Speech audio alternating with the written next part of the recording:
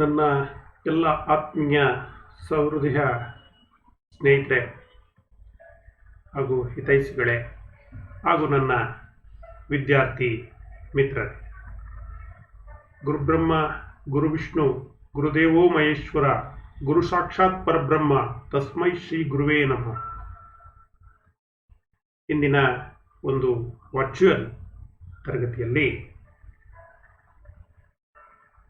Teaching is not for teaching's sake, but for learning's sake.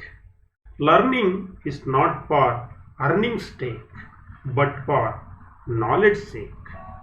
And knowledge is not for selfish sake, but for public's sake.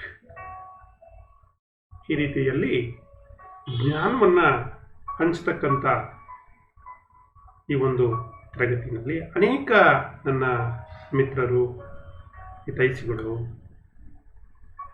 ಅನೇಕ ವಿದ್ಯಾರ್ಥಿ ಮಿತ್ರರು ಈ ನಮ್ಮ ITI ಪಠ್ಯದಲ್ಲಿ NSQF ಅಂತ ಇದೆ, national skill qualifications frame work ಅಂತ ನಾವು ಕರಿತೀವಿ.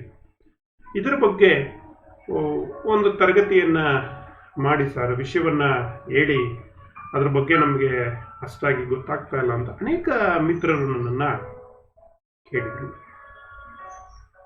ಆ ನಿಟ್ಟಿನಲ್ಲಿ ನಾನು NSQF ಲೆವೆಲ್ಸ್ ಬಗ್ಗೆ ತಿಳಿಸ್ಲಿಕ್ಕೆ ಒಂದು ತರಗತಿನಲ್ಲಿ ಆಗಲ್ಲ, ಸುಮಾರು ಒಂದು 4-5 ಗಂಟೆ ಬೇಕಾಗುತ್ತೆ. ಇದ್ರ ಬಗ್ಗೆ ಸಂಪೂರ್ಣವಾಗಿ ವಿವರವನ್ನು ಉದಾಹರಣೆ ಸಹಿತ ನಾವು ತಿಳ್ಕೊಳ್ಬೇಕು ಅಂದರೆ ಆ ಒಂದು ಪ್ರಯತ್ನವನ್ನು ನಾನು ತರಗತಿಯಲ್ಲಿ ಮಾಡ್ತಾ ಇದ್ದೀನಿ. ಸ್ನೇಹಿತರೆ, ಮತ್ತೊಮ್ಮೆ ತಮಗೆಲ್ಲರಿಗೂ 75ನೇ ಸ್ವಾತಂತ್ರ್ಯ ದಿನಾಚರಣೆಯ ಈ ಒಂದು ಶುಭ ದಿನದ ತಮಗೆಲ್ಲರಿಗೂ ಶುಭಾಶಯಗಳನ್ನು ಹೇಳ್ತಾ ಈ ಒಂದು ತರಗತಿಯನ್ನು ನಾನು ಪ್ರಾರಂಭ ಮಾಡ್ತೀನಿ. Today the topic is NSQF, national qualifications framework, ರಾಷ್ಟ್ರೀಯ ಕೌಶಲ್ಯ ಅರ್ಹತಾ ಚೌಕಟ್ಟು. ಇದ್ರ ಬಗ್ಗೆ ಇದು 1ನೇ ತರಗತಿ ಕ್ಲಾಸು. ಕೆಲವು ವಿಷಯಗಳನ್ನು ನಿಮ್ಮ ಜೊತೆ ಹಂಚ್ಕೊಳ್ಳೋಣ. ಏನಾದರೂ ನಿಮಗೆ ಕ್ಲಾರಿಫಿಕೇಷನ್ಸ್ ಇದ್ದರೆ ತರಗತಿ ಮುಗಿದ ನಂತರ ನನಗೆ ಕಾಮೆಂಟ್ನಲ್ಲಿ ಹಾಕಿ ಅಥವಾ ಫೋನ್ ಮಾಡಿ ನನ್ನ ಹತ್ರ ನೀವು ವಿಷಯಗಳನ್ನು ಚರ್ಚೆಯನ್ನು ಮಾಡ್ಬೋದು.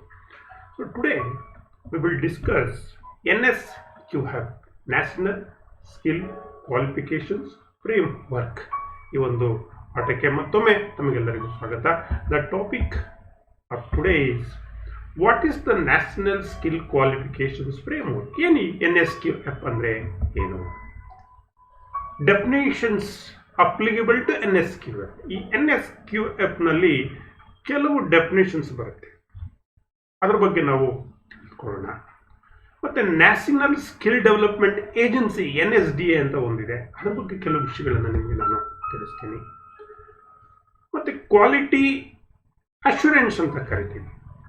ನ್ಯಾಷನಲ್ ಸ್ಕಿಲ್ ಕ್ವಾಲಿಟಿ ಫ್ರೇಮ್ ವರ್ಕನ್ನು ಗುಣಮಟ್ಟದ ಖಾತ್ರಿ, ಅದ್ರ ಬಗ್ಗೆ ನಾನು ವಿಷಯವನ್ನು ನಿಮಗೆ ಹೇಳ್ತಾ ಹೋಗ್ತೀನಿ. But what are all the specific outcomes expected from implementations of NSQF. ಈ NSQF ಅನ್ನು ಇಂಪ್ಲಿಮೆಂಟನ್ನು ಮಾಡೋದ್ರಿಂದ ಯಾವ್ಯಾವ ನಿರ್ದಿಷ್ಟಪಡಿಸ್ತಕ್ಕಂಥ ಗುರಿಗಳು ಈಡೇರಿದಾಗೆ ಆಗಬೇಕು. What are all the key elements of the NSQF. ಏನೇನಿದೆ ಇಲ್ಲಿ ಕೀ ಎಲಿಮೆಂಟ್ಸ್ ಏನೇನಿದೆ, ಸ್ಪೆಸಿಫಿಕ್ ಆಬ್ಜೆಕ್ಟಿವ್ಸ್ ಏನು ಅನ್ನೋದನ್ನು ನೋಡಿ, ಜೊತೆಗೆ ಕೆಲವು ನೋಟಿಫಿಕೇಶನ್ಸ್ಗಳನ್ನ ನಿಮಗೆ ಉದಾಹರಣೆ ಕೊಡ್ತೀನಿ. So now let us come to the NSQF, national skill qualifications framework ಅಂತೇಳಿ ಮಕ್ಕಳೇ. NSQF ಅಂದರೆ, ಸೊ ಈ NSQFನಲ್ಲಿ ನಾವು ಏನಿದು, ಯಾವಾಗ ಇಂಪ್ಲಿಮೆಂಟ್ ಆಯಿತು, ಇದರ ಉದ್ದೇಶ ಏನು, ಇವೆಲ್ಲ ವಿಷಯಗಳನ್ನು ಈ ಒಂದು ಮೀಟಿಂಗ್ನಲ್ಲಿ ನಾವು ತಿಳಿದುಕೊಳ್ಳೋ ಪ್ರಯತ್ನವನ್ನು ನಿಮಗೆ ತಿಳಿಸೋ ಪ್ರಯತ್ನವನ್ನು ನಾನು ಮಾಡ್ತೀನಿ. The National Skill Qualifications Framework was introduced on 27th December 2013 through a cabinet notifications.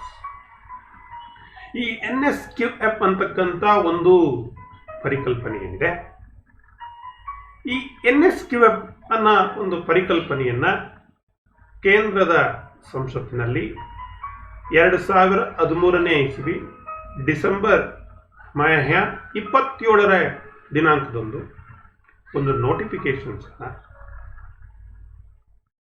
ಹೊರಡಿಸುತ್ತೆ ನಮ್ಮ ಘನ ಸರ್ಕಾರ. ಅಂದಿನಿಂದ ಇದು ವಿವಿಧ ಹಂತಗಳಲ್ಲಿ ಡಿಫ್ರೆಂಟ್ ಸ್ಟೆಪ್ನಲ್ಲಿ ಪ್ರಾರಂಭ ಆಗಲಿಕ್ಕೆ ಅಳವಡಿಸ್ಕೊಳ್ಳಿಕ್ಕೆ ನಾವು ಪ್ರಾರಂಭ ಮಾಡ್ತೀವಿ. The NSQF is Nationally Integrated Education and Competency-Based Framework that enables the person to acquire desired competency levels. ನೋಡಿ, ಈ ರಾಷ್ಟ್ರೀಯ ಅರ್ಹತಾ ಚೌಕಟ್ಟು ಏನಿದೆ, ಕೌಶಲ್ಯ ಅರ್ಹತಾ ಚೌಕಟ್ಟು ಏನಿದೆ, ಇಲ್ಲಿ ಇದು ಶಿಕ್ಷಣ ಏನು ನಾವಿಲ್ಲಿ ನೀಡ್ತೀವಿ, ತರಬೇತಿಯನ್ನು ನಾವಿಲ್ಲಿ ಏನು ಕೊಡ್ತೀವಿ, ಅದು ಒಂದು ಕಾಂಪಿಟೆನ್ಸಿ ಬೇಸ್ಡ್. ಆ ಒಂದು ಚೌಕಟ್ಟಿನ ಒಳಗಡೆಗೆ ಒಬ್ಬ ವ್ಯಕ್ತಿ ಆತ ಏನೇನು ಕಾಂಪಿಟೆನ್ಸಿ ಲೆವೆಲ್ಸ್ ಅಂತ ನಾವು ಕರಿತೀವಿ, ವಿವಿಧ ಹಂತಗಳಲ್ಲಿ ನಾವೆಲ್ಲವನ್ನು ಒಟ್ಟಿಗೆ ಕಲೀಲಿಕ್ಕಾಗಲ್ಲ, ಬೇರೆ ಬೇರೆ ಹಂತ ಇದೆ. ಹಾಗೆ NSQFನಲ್ಲೂ ಕೂಡ ಈಗ ನಿಮಗೆಲ್ಲ ಗೊತ್ತು, ಈಗ ನಾವು ನಮ್ಮ ITI ಸಿಲೆಬಸ್ನಲ್ಲಿ ಟ್ವಿಟರ್ನಲ್ಲಿ NSQF ಲೆವೆಲ್ 5 ಅಂತ ಕರಿತಾ ಇದ್ದೀವಿ. ಸೊ ಈ ಲೆವೆಲ್ 5 ಅನ್ನೋದೇನು, ಲೆವೆಲ್ 1 ಅನ್ನೋದೇನು, ಲೆವೆಲ್ 2 ಅನ್ನೋದೇನು, ಇವೆಲ್ಲ ವಿವಿಧ ಹಂತಗಳು, ವಿವಿಧ ಮಜಲುಗಳಂತ ನಾವು ವಿಂಗಡಣೆಯನ್ನ ಮಾಡ್ತಾ ಹೋಗ್ತೀವಿ. ಈ ಹಂತಗಳ ಬಗ್ಗೆ ನಾನು ಮತ್ತೊಂದು ತರಗತಿಯಲ್ಲಿ ನಿಮಗೆ ಹೇಳ್ತಾ ಹೋಗ್ತೀನಿ. ಈ NSQF ಏನಿದೆ, ಇದು ಒಂದು ರಾಷ್ಟ್ರೀಯವಾಗಿ ಸಂಯೋಜಿತ ಶಿಕ್ಷಣ ಮತ್ತು ಸಾಮರ್ಥ್ಯ ಆಧಾರಿತ ಚೌಕಟ್ಟಾಗಿದೆ. ಅದು ಯಾವ ವ್ಯಕ್ತಿ ಬಯಸ್ತಾನೋ ಇಂಥದ್ದೇ ಒಂದು ಸಾಮರ್ಥ್ಯ, ಇಂಥದ್ದೇ ಒಂದು ಕ್ವಾಲಿಫಿಕೇಶನ್ಸ್ ನನಗೆ ಬೇಕು ಅನ್ನೋ ಮಟ್ಟ ಅವನು ಪಡಿಬೇಕು, ಆ ಸ್ಕಿಲ್ಲನ್ನು ಅವನು ಕಲ್ತ್ಕೊಳ್ಬೇಕು.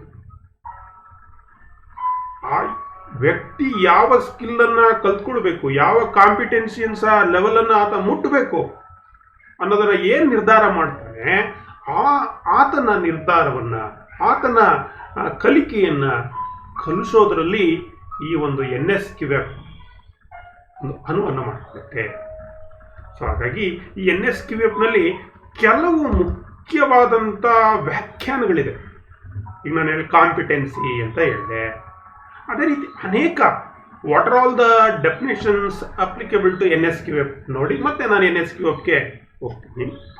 ಈ ಏನೇನು ಡೆಫಿನೇಷನ್ಸ್ ಇದೆ, ಯಾವ್ಯಾವೆಲ್ಲ ವ್ಯಾಖ್ಯಾನಗಳು ಇಲ್ಲಿ ಅನ್ವಯವಾಗ್ತದೆ. ಮೊದಲನೇದಾಗಿ ಕಾಂಪಿಟೆನ್ಸಿ ಅಂತ ಇದೆ. ಏನು ಕಾಂಪಿಟೆನ್ಸಿ ಅಂದರೆ, competency means the proven ability to use acquired knowledge, skill and personal and social abilities in discharge of responsibility roles. It is the ability to do a job well. ಒಂದು single ಲೈನಲ್ಲಿ ಹೇಳೋದಾದ್ರೆ competency ಅಂದರೆ ಸಾಮರ್ಥ್ಯ ಅಂತ ನಾವು ಕರಿತೀವಿ. ಈ ಸಾಮರ್ಥ್ಯ ಅಂದ್ರೆ ಏನು, ಜವಾಬ್ದಾರಿಯುತವಾದಂಥ ಪಾತ್ರಗಳನ್ನ ನಾವು ಏನು ನಿರ್ವಹಿಸಬೇಕು, ಆ ನಿರ್ವಹಣೆಯನ್ನ ಬೇಕಾಗಿರ್ತಕ್ಕಂಥ ಜ್ಞಾನವನ್ನ ನಾವು ಗಳಿಸ್ಕೊಂಡು ಕೌಶಲ್ಯ, ಸ್ಕಿಲ್ ಮತ್ತು ಪರ್ಸನಲ್ ಅಂದ್ರೆ ವೈಯಕ್ತಿಕ ಅಂತ ಕರಿತೀವಿ, ಮತ್ತು ಸಾಮಾಜಿಕ ಸೋಷಿಯಲ್ ಅಬಿಲಿಟೀಸ್ ಅಂತ ಕರಿತೀವಿ. ಈ ವೈಯಕ್ತಿಕ ಮತ್ತು ಸಾಮಾಜಿಕ ಸಾಮರ್ಥ್ಯಗಳನ್ನ ಬಳಸುವ ಸಾಮರ್ಥ್ಯ ಏನೋ ಕಾಂಪಿಟೆನ್ಸಿ ಅಂತ ಹೇಳಿ. ಯಾವಾಗ ಈ ಒಂದು ಸಾಮರ್ಥ್ಯ ನಮಗೆ ಬರುತ್ತೋ ಅಂದ್ರೆ ಅರ್ಥ ಏನು, it is the ability to do job a well. ಒಂದು ಕೆಲಸವನ್ನ ಚೆನ್ನಾಗಿ ಮಾಡ್ತಕ್ಕಂಥ ಸಾಮರ್ಥ್ಯ ಬರುತ್ತೆ. ಅದು ಕೂಡ ಒಂದು ವ್ಯಾಖ್ಯಾನ ನಮ್ಮ NSQFನಲ್ಲಿ ಬರ್ತಕ್ಕಂಥದ್ದು, ರಾಷ್ಟ್ರೀಯ ಕೌಶಲ್ಯ ಅರ್ಹತಾ ಚೌಕಟ್ಟು. ಇನ್ನು ಕ್ರೆಡಿಟ್ಸ್ ಅಂತ ಕರಿತೀವಿ. Credit means it is the recognisation that A learner has successfully completed previous course of the learning corresponding to a qualifications at given level. That means credit ಎನ್ನುವುದು ಒಂದು ಕಲಿಕಾರ್ಥಿಯ ಒಂದು ಕಲಿಕಾ ಕೋರ್ಸ್ ಅನ್ನ ಯಶಸ್ವಿಯಾಗಿ ಪೂರ್ಣಗೊಳಿಸಿದ ಗುರುತಿಸಿಕೆ, ಐಡೆಂಟಿಫಿಕೇಶನ್ಸ್ ಅನ್ನ ಮಾಡ್ತಕ್ಕಂಥದ್ದು. ಅಂದರೆ ಯಾವ ಒಂದು ನಿರ್ದಿಷ್ಟ ಮಟ್ಟದಲ್ಲಿ ಆತನ ಅರ್ಹತೆಗೆ ಅನುಗುಣವಾಗಿ qualifications at a given level, corresponding to a qualifications at a given level, ಆ ವ್ಯಕ್ತಿಗೆ ಒಂದು ಕ್ರೆಡಿಟ್ ಅನ್ನ ಕೊಡ್ತಕ್ಕಂಥ ಅಂದ್ರೆ ಆತನ ಕಲಿಕೆಯ ಸಾಮರ್ಥ್ಯದ ಮೇಲೆ ಒಂದು ಕೋರ್ಸ್ ಅನ್ನ ಮುಗಿಸಿದ್ದಾನೆ ಅಂದ್ರೆ ಅವನು ಯಶಸ್ವಿಯಾಗಿ ಏನು ಪೂರ್ಣಗೊಳಿಸಿದ್ದಾನೆ ಆ ಕೋರ್ಸ್ ಅನ್ನ, ಅದು ಯಾವ ಮಟ್ಟದಲ್ಲಿತ್ತು, ಯಾವ ಹಂತದಲ್ಲಿತ್ತು. So that is the credit. Then knowledge. What is knowledge? Knowledge means, ಇಲ್ಲಿ ನಾಲೆಡ್ಜ್ ಅಂದ್ರೆ ಸೈನ್ಸ್ ಮೀನ್ಸ್ ನಾಲೆಡ್ಜ್ ಅಂತ ನಾವು ಕರಿತೀವಿ. ಇಲ್ಲಿ NSQF ನಲ್ಲಿ ನಾಲೆಡ್ಜ್ ಅಂದ್ರೆ ಜ್ಞಾನ. Knowledge means the outcome of the assimilations of informations through learning. Knowledge is the body of facts, principles, theories and practice that is related to a field of work or study. Knowledge is described as a theoretical or practical. So ಇಲ್ಲಿ knowledge ಅಂದರೆ ಇಲ್ಲಿ ಕಲಿವಿಕೆ, ನಾವೇನು ಕಲಿತೀವಿ, ಒಂದು ಸ್ಕಿಲ್ಲನ್ನು ಏನು ಕಲಿತೀವಿ, ಆ ಕಲಿಕೆಯ ಮೂಲಕ ಒಂದು ಮಾಹಿತಿಯ ಸಮೀಕರಣದ ಫಲಿತಾಂಶ ಅಂತ ಕರಿತೀವಿ ನಾವು. ಅಸಿಮಿಲೇಷನ್ಸ್ ಆಫ್ ಇನ್ಫಾರ್ಮೇಷನ್ಸ್ ಅಂತ ಕರಿತೀವಿ. ಜ್ಞಾನವು ಕೆಲಸ ಅಥವಾ ಅಧ್ಯಯನದ ಕ್ಷೇತ್ರಕ್ಕೆ ಸಂಬಂಧಿಸಿದ ಸಂಗತಿಗಳು, ತತ್ವಗಳು, ಸಿದ್ಧಾಂತಗಳು ಮತ್ತು ಅಭ್ಯಾಸಗಳ ಒಂದು ಅಂಗಾಗಿದೆ. ಏನು ನಾವಿಲ್ಲಿ ಒಂದು ನಾಲೆಡ್ಜ್ ಅಂದರೆ ಇಲ್ಲಿ ಅಸಿಮಿಲೇಷನ್ಸ್ ಆಫ್ ದ ಇನ್ಫಾರ್ಮೇಷನ್ಸ್ ಅಂತ ನಾವೇನು ಕರೆದ್ವಿ ಒಂದು ಲರ್ನಿಂಗ್ ಪ್ರೋಸೆಸ್ನಲ್ಲಿ, ಈ ಜ್ಞಾನ ಅಂತಕ್ಕಂಥದ್ದು ಇಲ್ಲಿ ನಾವು ಅನೇಕ ರೀತಿಯಲ್ಲಿ ನಾವು ಗಳಿಸ್ಕೊಳ್ತೀವಿ. ಅದು ಫ್ಯಾಕ್ಟ್ಸ್ ಆಗಿರ್ಬೋದು, ಪ್ರಿನ್ಸಿಪಲ್ಸ್ ಆಗಿರ್ಬೋದು, ಥಿಯರೀಸ್ ಆಗಿರ್ಬೋದು, ಅಥವಾ ಪ್ರಾಕ್ಟೀಸ್ ಮೂಲಕ ಆಗ್ಬೋದು. ದಟ್ ಮೀನ್ಸ್ ತತ್ವ, ಸಿದ್ಧಾಂತ, ಅಭ್ಯಾಸಗಳ ಒಂದು ಅಂಗ ಜ್ಞಾನ. ಈ ಜ್ಞಾನವನ್ನು ನಾವು ಸೈದ್ಧಾಂತಿಕ, ಥಿಯರಿಟಿಕಲ್ ಆರ್ ಪ್ರಾಕ್ಟಿಕಲ್, ವಾಸ್ತವಿಕವಾಗಿ ನಾವು ಏನು ಮಾಡ್ಬೋದು, ವಿವರಣೆಯನ್ನ ಮಾಡ್ಕೊಳ್ಬೋದು. ಇದು ಒಂದು ನಮ್ಮ ರಾಷ್ಟ್ರೀಯ ಕೌಶಲ್ಯ ಅರ್ಹತಾ ಚೌಕಟ್ಟಿನಲ್ಲಿ ಬರ್ತಕ್ಕಂಥ ಒಂದು ವ್ಯಾಖ್ಯಾನ ನಾಲೆಡ್ಜ್. ಮತ್ತೊಂದು ಲರ್ನರ್ ಅಂತ ಕರಿತೀವಿ. ಯಾರು ಲರ್ನರ್ ಅಂದ್ರೆ, ಈಗ ನಾವು ಪಾಠ ಮಾಡ್ತಾ ಇದ್ದೀವಿ, ನಮ್ಮ ಎದುರುಗಡೆ ವಿದ್ಯಾರ್ಥಿಗಳು ಕೂತ್ಕೊಂಡಿದ್ದಾರೆ, ಅವರು ಕಲಿತಾ ಇದ್ದಾರೆ. ಯಾರು ಕಲಿತಾ ಇದ್ದಾರೆ ಅವರನ್ನ ಲರ್ನರ್ಸ್ ಅಂತ ನಾವು ಕರಿತೀವಿ. So learners refer to an individual undergoing a skill development training, whether in a formal or informal setting. ನಿಮಗೆ ಫಾರ್ಮಲ್ ಮತ್ತು ಇನ್ಫಾರ್ಮಲ್ ಎಜುಕೇಶನ್ಸ್ ಬಗ್ಗೆ, ಟ್ರೈನಿಂಗ್ ಬಗ್ಗೆ ನಿಮಗೆ ಗೊತ್ತಿದೆ.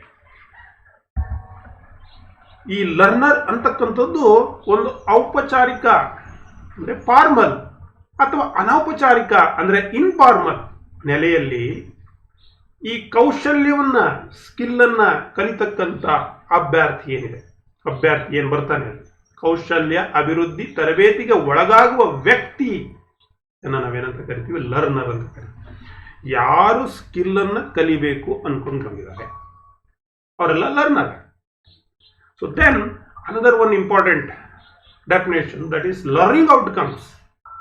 It is also important. ಮುಂದೆ ಇವೆಲ್ಲ ಪಾಯಿಂಟ್ಸ್ ಬರುತ್ತೆ ನಿಮಗೆ. ಏನು ಲರ್ನಿಂಗ್ ಔಟ್ಕಮ್ಸ್ ಅಂದ್ರೆ ಏನು?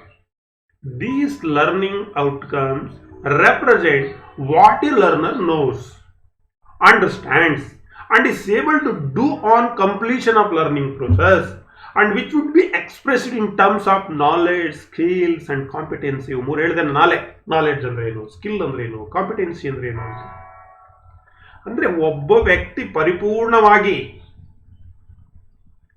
ತರಬೇತಿಯನ್ನು ಹೊಂದಿದ ನಂತರ, ಅಂದರೆ ಸ್ಕಿಲ್ ಅನ್ನ ಅಕ್ವೈರ್ ಮಾಡಿಕೊಂಡ ನಂತರ, ಅಂದ್ರೆ ಆತ ನಾಲೆಡ್ಜ್ ಅನ್ನ ಬೆಳೆಸ್ಕೊಂಡ ನಂತರ, ಆತ ಕಾಂಪಿಟೆನ್ಸಿಯನ್ನ ಬೆಳೆಸ್ಕೊಂಡ ನಂತರ ನಮಗೆ ಒಂದು ಔಟ್ಕಮ್ಸ್ ಬೇಕಲ್ಲ, ಕಲಿಕೆಯ ಫಲಿತಾಂಶ ಬೇಕಲ್ಲ. ಅಂದ್ರೆ ಈ ಕಲಿಕೆಯ ಪ್ರಕ್ರಿಯೆಯನ್ನ ಪೂರ್ಣಗೊಳಿಸಿದ ನಂತರ ಆತ ಕಲ್ತಿದ್ದಾನೆ. ಈಗ ಒಬ್ಬ ತರಬೇತಿದಾರ ಫಿಟ್ಟರ್, ಎಲೆಕ್ಟ್ರಿಷಿಯನ್ಸ್ ಯಾವುದೋ ಒಂದು ವೃತ್ತಿಗೆ ಪ್ರವೇಶವನ್ನು ಪಡ್ಕೊಂಡಿದ್ದಾನೆ, 2 ವರ್ಷ ತರಬೇತಿಯನ್ನು ಪೂರ್ಣಗೊಳಿಸಿದ್ದಾನೆ. ಆತ ಏನು ಕಲ್ತಿದ್ದಾನೆ? 2 ವರ್ಷ ತರಬೇತಿ ಮುಗೀತು, ಪಾಸ್ ಆಗಿದ್ದಾನೆ. ಏನು ಕಲ್ತಿದ್ದಾನೆ? That is called learning outcomes.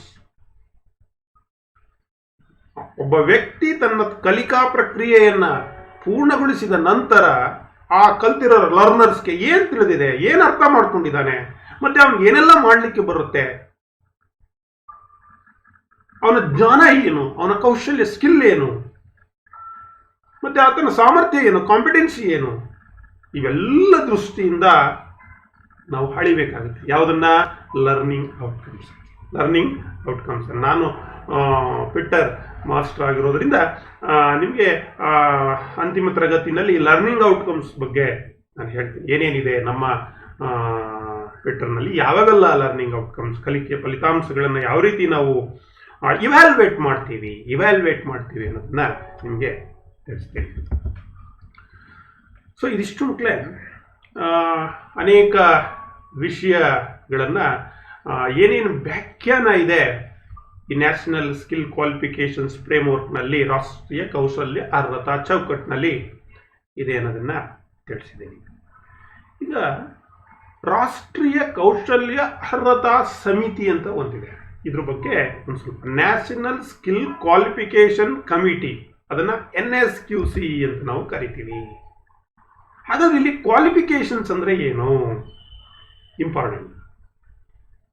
ಈ qualification means A formal outcome of an assessment. ಈಗ ತಾನೇ ಹೇಳಿದೆ ಇವ್ಯಾಲ್ಯೂಯೇಷನ್ ಅಂತ ಹೇಳಿದೆ ನಾನು. Qualifications means A formal outcomes of an assessment and validation process which is obtained when a competent body determines that an individual has achieved learning outcomes to given standards. ಅಂದ್ರೆ ಅರ್ಹತೆ ಅಂತ ಕರಿತೀವಿ. ಕ್ವಾಲಿಫಿಕೇಶನ್ ಮೀನ್ಸ್ ಅರ್ಹತೆ. ಮೌಲ್ಯಮಾಪನ ಮತ್ತು ಮೌಲ್ಯಮಾಪನ ಪ್ರಕ್ರಿಯೆಯ ಔಪಚಾರಿಕ ಫಲಿತಾಂಶವನ್ನ ಒಬ್ಬ ವ್ಯಕ್ತಿಯು ನಿರ್ದಿಷ್ಟ ಮಾನದಂಡಗಳಿಗೆ ಅವನೇನು ಕಲಿತಿರ್ತಾನೆ ಆತನ ಕಲಿಕಾ ಫಲಿತಾಂಶಗಳನ್ನು ಸಾಧಿಸಿದ್ದಾನೆಯೇ ಎಂದು ಸಮರ್ಥ ಸಂಸ್ಥೆಯು ನಿರ್ಧರಿಸಿದಾಗ ಅದನ್ನ ಕೊಡಲಾಗುತ್ತೆ ಅಥವಾ ಪಡೆಯಲಾಗುತ್ತೆ ಕ್ವಾಲಿಫಿಕೇಶನ್. ಈಗ ಉದಾಹರಣೆಗೆ ಒಬ್ಬ ವ್ಯಕ್ತಿ ITI ಸೇರ್ಕೊಂಡಿದ್ದಾನೆ, ಆತ ತರಬೇತಿಯನ್ನು 2 ವರ್ಷಗಳು ಪೂರ್ಣಗೊಳಿಸಿದ್ದಾನೆ. ಆತನಿಗೆ ಅನೇಕ ಹಂತದಲ್ಲಿ ನಾವೇನ್ ಮಾಡ್ತೀವಿ? ಇವ್ಯಾಲ್ಯೂಯೇಷನ್ಸ್, ವ್ಯಾಲಿಡೇಷನ್ಸ್, ಅಸೆಸ್ಮೆಂಟ್ ಅನ್ನು ಮಾಡ್ತೀವಿ. ನಂತರ ಏನಾಗುತ್ತೆ? ಅವನಿಗೆ ಇಂತಿಷ್ಟ ಒಂದು ನಿರ್ದಿಷ್ಟಪಡಿಸಿರತಕ್ಕಂಥ ಮಾನದಂಡಗಳಿರುತ್ತೆ ನಮಗೆ. ಆ ಎಲ್ಲ ಸ್ಟ್ಯಾಂಡರ್ಡ್ ಅನ್ನ ಆತ ಪೂರೈಸಿದ. ಅವಾಗ ಏನ್ ಮಾಡ್ತೀವಿ? ಆತನಿಗೆ ಒಂದು ಸರ್ಟಿಫಿಕೇಟ್ ಅನ್ನ ಕೊಡ್ತೀವಿ. ಪಾಸ್ ಆಗಿದ್ದಾನೆ, ಈಗ ಒಂದು NCVT ಸರ್ಟಿಫಿಕೇಟ್ ಅಂತ ಕೊಡ್ತೀವಲ್ಲ ನಾವು, NTC, NAC ಅಂತ ಕೊಡ್ತೀವಿ. ಈಗ CTS ಅಲ್ಲಾದ್ರೆ NTC, ನ್ಯಾಷನಲ್ ಟ್ರೇಡ್ ಸರ್ಟಿಫಿಕೇಟ್, NCVTದು. ಅದೇ ರೀತಿ ಅಪ್ರೆಂಟಿಸ್ ಮಾಡಿದ್ರೆ NAC, ನ್ಯಾಷನಲ್ ಅಪ್ರೆಂಟಿಸ್ ಸರ್ಟಿಫಿಕೇಟ್, ಈ ರೀತಿ ಕೊಡ್ತೀವಲ್ಲ. ಸೊ ಅದು ಅರ್ಹತೆ. ಅಂದ್ರೆ ಆ ಒಂದು ಸರ್ಟಿಫಿಕೇಟ್ ಅನ್ನ ಪಡೆದುಕೊಳ್ಳಲಿಕ್ಕೆ ಆತನ ಅರ್ಹತೆಯನ್ನ ನಾವೇನ್ ಮಾಡಿರ್ತೀವಿ? ಮೌಲ್ಯಮಾಪನವನ್ನು ಮಾಡಿರ್ತೀವಿ. ಅಸೆಸ್ಮೆಂಟ್ ಅಂಡ್ ವ್ಯಾಲಿಡೇಷನ್ಸ್ ಪ್ರೋಸೆಸ್ ಅನ್ನು ಮಾಡಿರ್ತೀವಿ. ಅದನ್ನ ನಾವು ಸರಿ ಇದೆ ಅಂದಾಗ ನಾವೇನ್ ಮಾಡ್ತಾ ಇದ್ದೀವಿ? ಆತನಿಗೆ ಒಂದು ಕ್ವಾಲಿಫಿಕೇಶನ್ಸ್ ಇದೆ ಅಂತೇಳಿ ಒಂದು ಸ್ಟ್ಯಾಂಡರ್ಡ್ ಪ್ರಕಾರ ನಾವು ಒಂದು ಅವನ ಔಟ್ಕಮ್ ಸ್ಟ್ಯಾಂಡರ್ಡ್ ಇರುತ್ತೆ, ಗಿವನ್ ಸ್ಟ್ಯಾಂಡರ್ಡ್, ಅದನ್ನ ಪೂರೈಸಿದಾನೆ ಅಂದಾಗ ಒಂದು ಕ್ವಾಲಿಫಿಕೇಶನ್ಸ್ ಅನ್ನು ಅವನಿಗೆ ಕೊಡ್ತೀವಿ. ಅದನ್ನ ಯಾವ ರೀತಿ ಕೊಡ್ತೀವಿ? ನಾವು ಒಂದು ಸರ್ಟಿಫಿಕೇಟ್ ಅನ್ನ ಕೊಡೋದ್ರ ಮೂಲಕ ನಿರ್ಧಾರವನ್ನ ಮಾಡ್ತೀವಿ. ಇದ್ರ ಜೊತೆಗೆ ಇನ್ನೊಂದಿದೆ ವ್ಯಾಖ್ಯಾನ, ರೆಕಗ್ನೈಸೇಷನ್ಸ್ ಆಫ್ ಪ್ರೀರಿಯರ್ ಲರ್ನಿಂಗ್, RPL ಅಂತ ಕರೀತೀವಿ. ರೆಕಗ್ನೈಸೇಷನ್ಸ್ ಆಫ್ ಪ್ರೀರಿಯರ್ ಲರ್ನಿಂಗ್. ಇದು ಹಿಂದೆ ನಾವು MES ಕೋರ್ಸ್ ಎಲ್ಲ ಮಾಡ್ತಾ ಇದ್ವಿ. ಅವಾಗಿತ್ತು ಪ್ರೀರಿಯರ್ ಲರ್ನಿಂಗ್ ಮಾಡಿರೋರಿಗೆ ಇಲ್ಲಿ ಬಂದು ಆತ ಏನೋ ಒಳ್ಳೆ ವೆಲ್ಡರು ಆದರೆ ಆತನಿಗೆ ಏನೂ ಜ್ಞಾನ ಇಲ್ಲ, ಆತ ಒಬ್ಬ ಟರ್ನರು ಆತನಿಗೆ ಜ್ಞಾನ ಇಲ್ಲ, ಆತ ಒಬ್ಬ ಒಳ್ಳೆ ನುರಿತ ಕುಶಲಕರ್ಮಿ ಎಲೆಕ್ಟ್ರಾನಿಕ್ಸ್ನಲ್ಲಿ, ಆತನಿಗೆ ಯಾವುದೇ ರೀತಿಯಾದಂಥ ಥಿಯರಿಟಿಕಲ್ ನಾಲೆಡ್ಜ್ ಇಲ್ಲ, ಸರ್ಟಿಫಿಕೇಟ್ ಇಲ್ಲ. ಅವನನ್ನು ಗುರುತಿಸಿ ನಾವೇನು ಮಾಡ್ತಾ ಇದ್ವಿ? ಆತನಿಗೆ ಈ ಥಿಯರಿಟಿಕಲ್ ನಾಲೆಡ್ಜನ್ನು ನೀಡಿ ಆತನಿಗೆ ಒಂದು ಕ್ವಾಲಿಫಿಕೇಶನ್ಸ್ ಮಟ್ಟವನ್ನು, ಅರ್ಹತಾ ಮಟ್ಟವನ್ನು ಮೌಲ್ಯಮಾಪನ ಮಾಡಿ ಆತನಿಗೆ ಒಂದು ಸರ್ಟಿಫಿಕೇಟನ್ನು ಕೊಡ್ತಾ ಇದ್ವಿ. ಸೊ ಇಲ್ಲೂ ಕೂಡ recognitions of prior learning, that means RPL is the process of recognizing the previous learning, often experimental, towards gaining a qualifications. ಅಂದರೆ ಮುಂಚಿನ ಕಲಿಕೆಯ ಗುರುತಿಸುವಿಕೆ ಅಂತ ಅರ್ಥ ಇದು. RPL ಅಂದರೆ ಈಗಾಗಲೇ ಆತ ಕಲಿತಿರುವುದನ್ನ ಸ್ಕಿಲ್ ಅನ್ನ ಗುರುತಿಸ್ತಕ್ಕಂಥ. ಅಂದ್ರೆ ಇಲ್ಲಿ RPL ಅಂದ್ರೆ ವಿದ್ಯಾರ್ಹತೆಯನ್ನ ಪಡೆಯಲು ಈಗೇನು ಆತ ಕ್ವಾಲಿಫಿಕೇಶನ್ಸ್ ಅನ್ನು ಪಡ್ಕೊಳ್ಳಿಕ್ಕೆ ಬಂದಿದ್ದಾನೆ, ಅಲ್ಲಿ ಇಂದಿನ ಕಲಿಕೆ ಏನನ್ನ ಕಲ್ತಿದ್ದಾನೆ ಅದನ್ನ ಗುರುತಿಸ್ತಕ್ಕಂಥ ಒಂದು ಪ್ರಕ್ರಿಯೆ. ಇದನ್ನ RPL ಅಂತ ನಾವು ಕರಿತೀವಿ. ಎಲ್ಲಿ ಈ ಒಂದು NSQF. ಇನ್ನು ಸೆಕ್ಟರ್ ಅಂತ ಒಂದು ಪದ ಬಳಸ್ತೀವಿ ಇಲ್ಲಿ ಸೆಕ್ಟರ್ ಅಂದ್ರೆ ಏನು? Sector means a grouping of professional activities on the basis of their main economic functions, product, service or technology. ಇಲ್ಲಿ ವಲಯ ಅಂತ ಕರೀತಾರೆ. ಸೆಕ್ಟರ್ ಅಂದ್ರೆ ವಲಯ ಅಂದ್ರೆ ವೃತ್ತಿಪರ ಚಟುವಟಿಕೆಗಳನ್ನ ಅವುಗಳ ಮುಖ್ಯ ಆರ್ಥಿಕ ಕಾರ್ಯ, ಉತ್ಪನ್ನ, ಸೇವೆ ಅಥವಾ ತಂತ್ರಜ್ಞಾನದ ಆಧಾರದ ಮೇಲೆ ನಾವೇನ್ ಮಾಡೋದು, ಕ್ಯಾಟಗರೈಸ್ ಗುಂಪನ್ನು ಮಾಡಬೇಕು. ಅದನ್ನು ಸೆಕ್ಟರ್ ಅಂತ ಕರಿತೀವಿ. ಇನ್ನು ಸ್ಕಿಲ್, ಅನೇಕ ಸೆಕ್ಟರ್ ಅನ್ನು ಮಾಡ್ತೀವಿ NSQF ನಲ್ಲಿ ಬೇರೆ ಬೇರೆ ಹಂತಗಳಲ್ಲಿ. ಇನ್ನು ಸ್ಕಿಲ್ ಕೌಶಲ್ಯ ಅಂತ ಕರೆದ್ವಿಲ್ಲ. Skill means ability to apply the knowledge and use know how to complete the task and solve the problems. Skills are desired as a cognitive ಅಂದ್ರೆ it involving the use of logical, innovative and creative thinking ಅಂತ ಕರಿತೀವಿ. Or practical, cognitive or practical. ಈ practical ಅಂದ್ರೆ involving manually, dexterity and the use of methods, materials, tools and instruments ಅಂತ ಕರಿತೀವಿ. ಈ skills very important. ಈ national skill qualifications framework ನಲ್ಲಿ skill ಅಂತಕ್ಕಂಥ ಒಂದು ವ್ಯಾಖ್ಯಾನ ಏನಿದೆ, ಡೆಫಿನೇಷನ್ಸ್ ಏನಿದೆ, ವೆರಿ ವೆರಿ ಇಂಪಾರ್ಟೆಂಟ್. ಕೌಶಲ್ಯಗಳು ಅಂತ ಕೌಶಲ್ಯ ಅಂತ ಕರಿತೀವಲ್ಲ, ಅಂದ್ರೆ ಜ್ಞಾನವನ್ನ ಅನ್ವಯಿಸುವ ಸಾಮರ್ಥ್ಯ ಮತ್ತು ಕಾರ್ಯಗಳನ್ನ ಪೂರ್ಣಗೊಳಿಸಲು ಮತ್ತು ಸಮಸ್ಯೆಗಳನ್ನ ಪರಿಹಾರವನ್ನು ಮಾಡಲಿಕ್ಕೆ ಏನು ಆತ ಜ್ಞಾನವನ್ನ, ಸ್ಕಿಲ್ ಅನ್ನ, ನಾಲೆಡ್ಜ್ ಅನ್ನ ಬಳಸುವ ಆತನಿಗಿರ್ತಕ್ಕಂಥ ಸಾಮರ್ಥ್ಯ. ಅದರಲ್ಲಿ ಕೌಶಲ್ಯಗಳನ್ನ ಹರಿವಿನ, ಕಾಗ್ನೇಟಿವ್ ಅಂತ ಅರಿವಿರತಕ್ಕಂಥದ್ದು, ತಾರ್ಕಿಕ, ಅರ್ಥಗರ್ಭಿತ ಅಂದ್ರೆ involving the use of logical, innovative and creative thinking ಅಂತ ಕರಿತೀವಿ.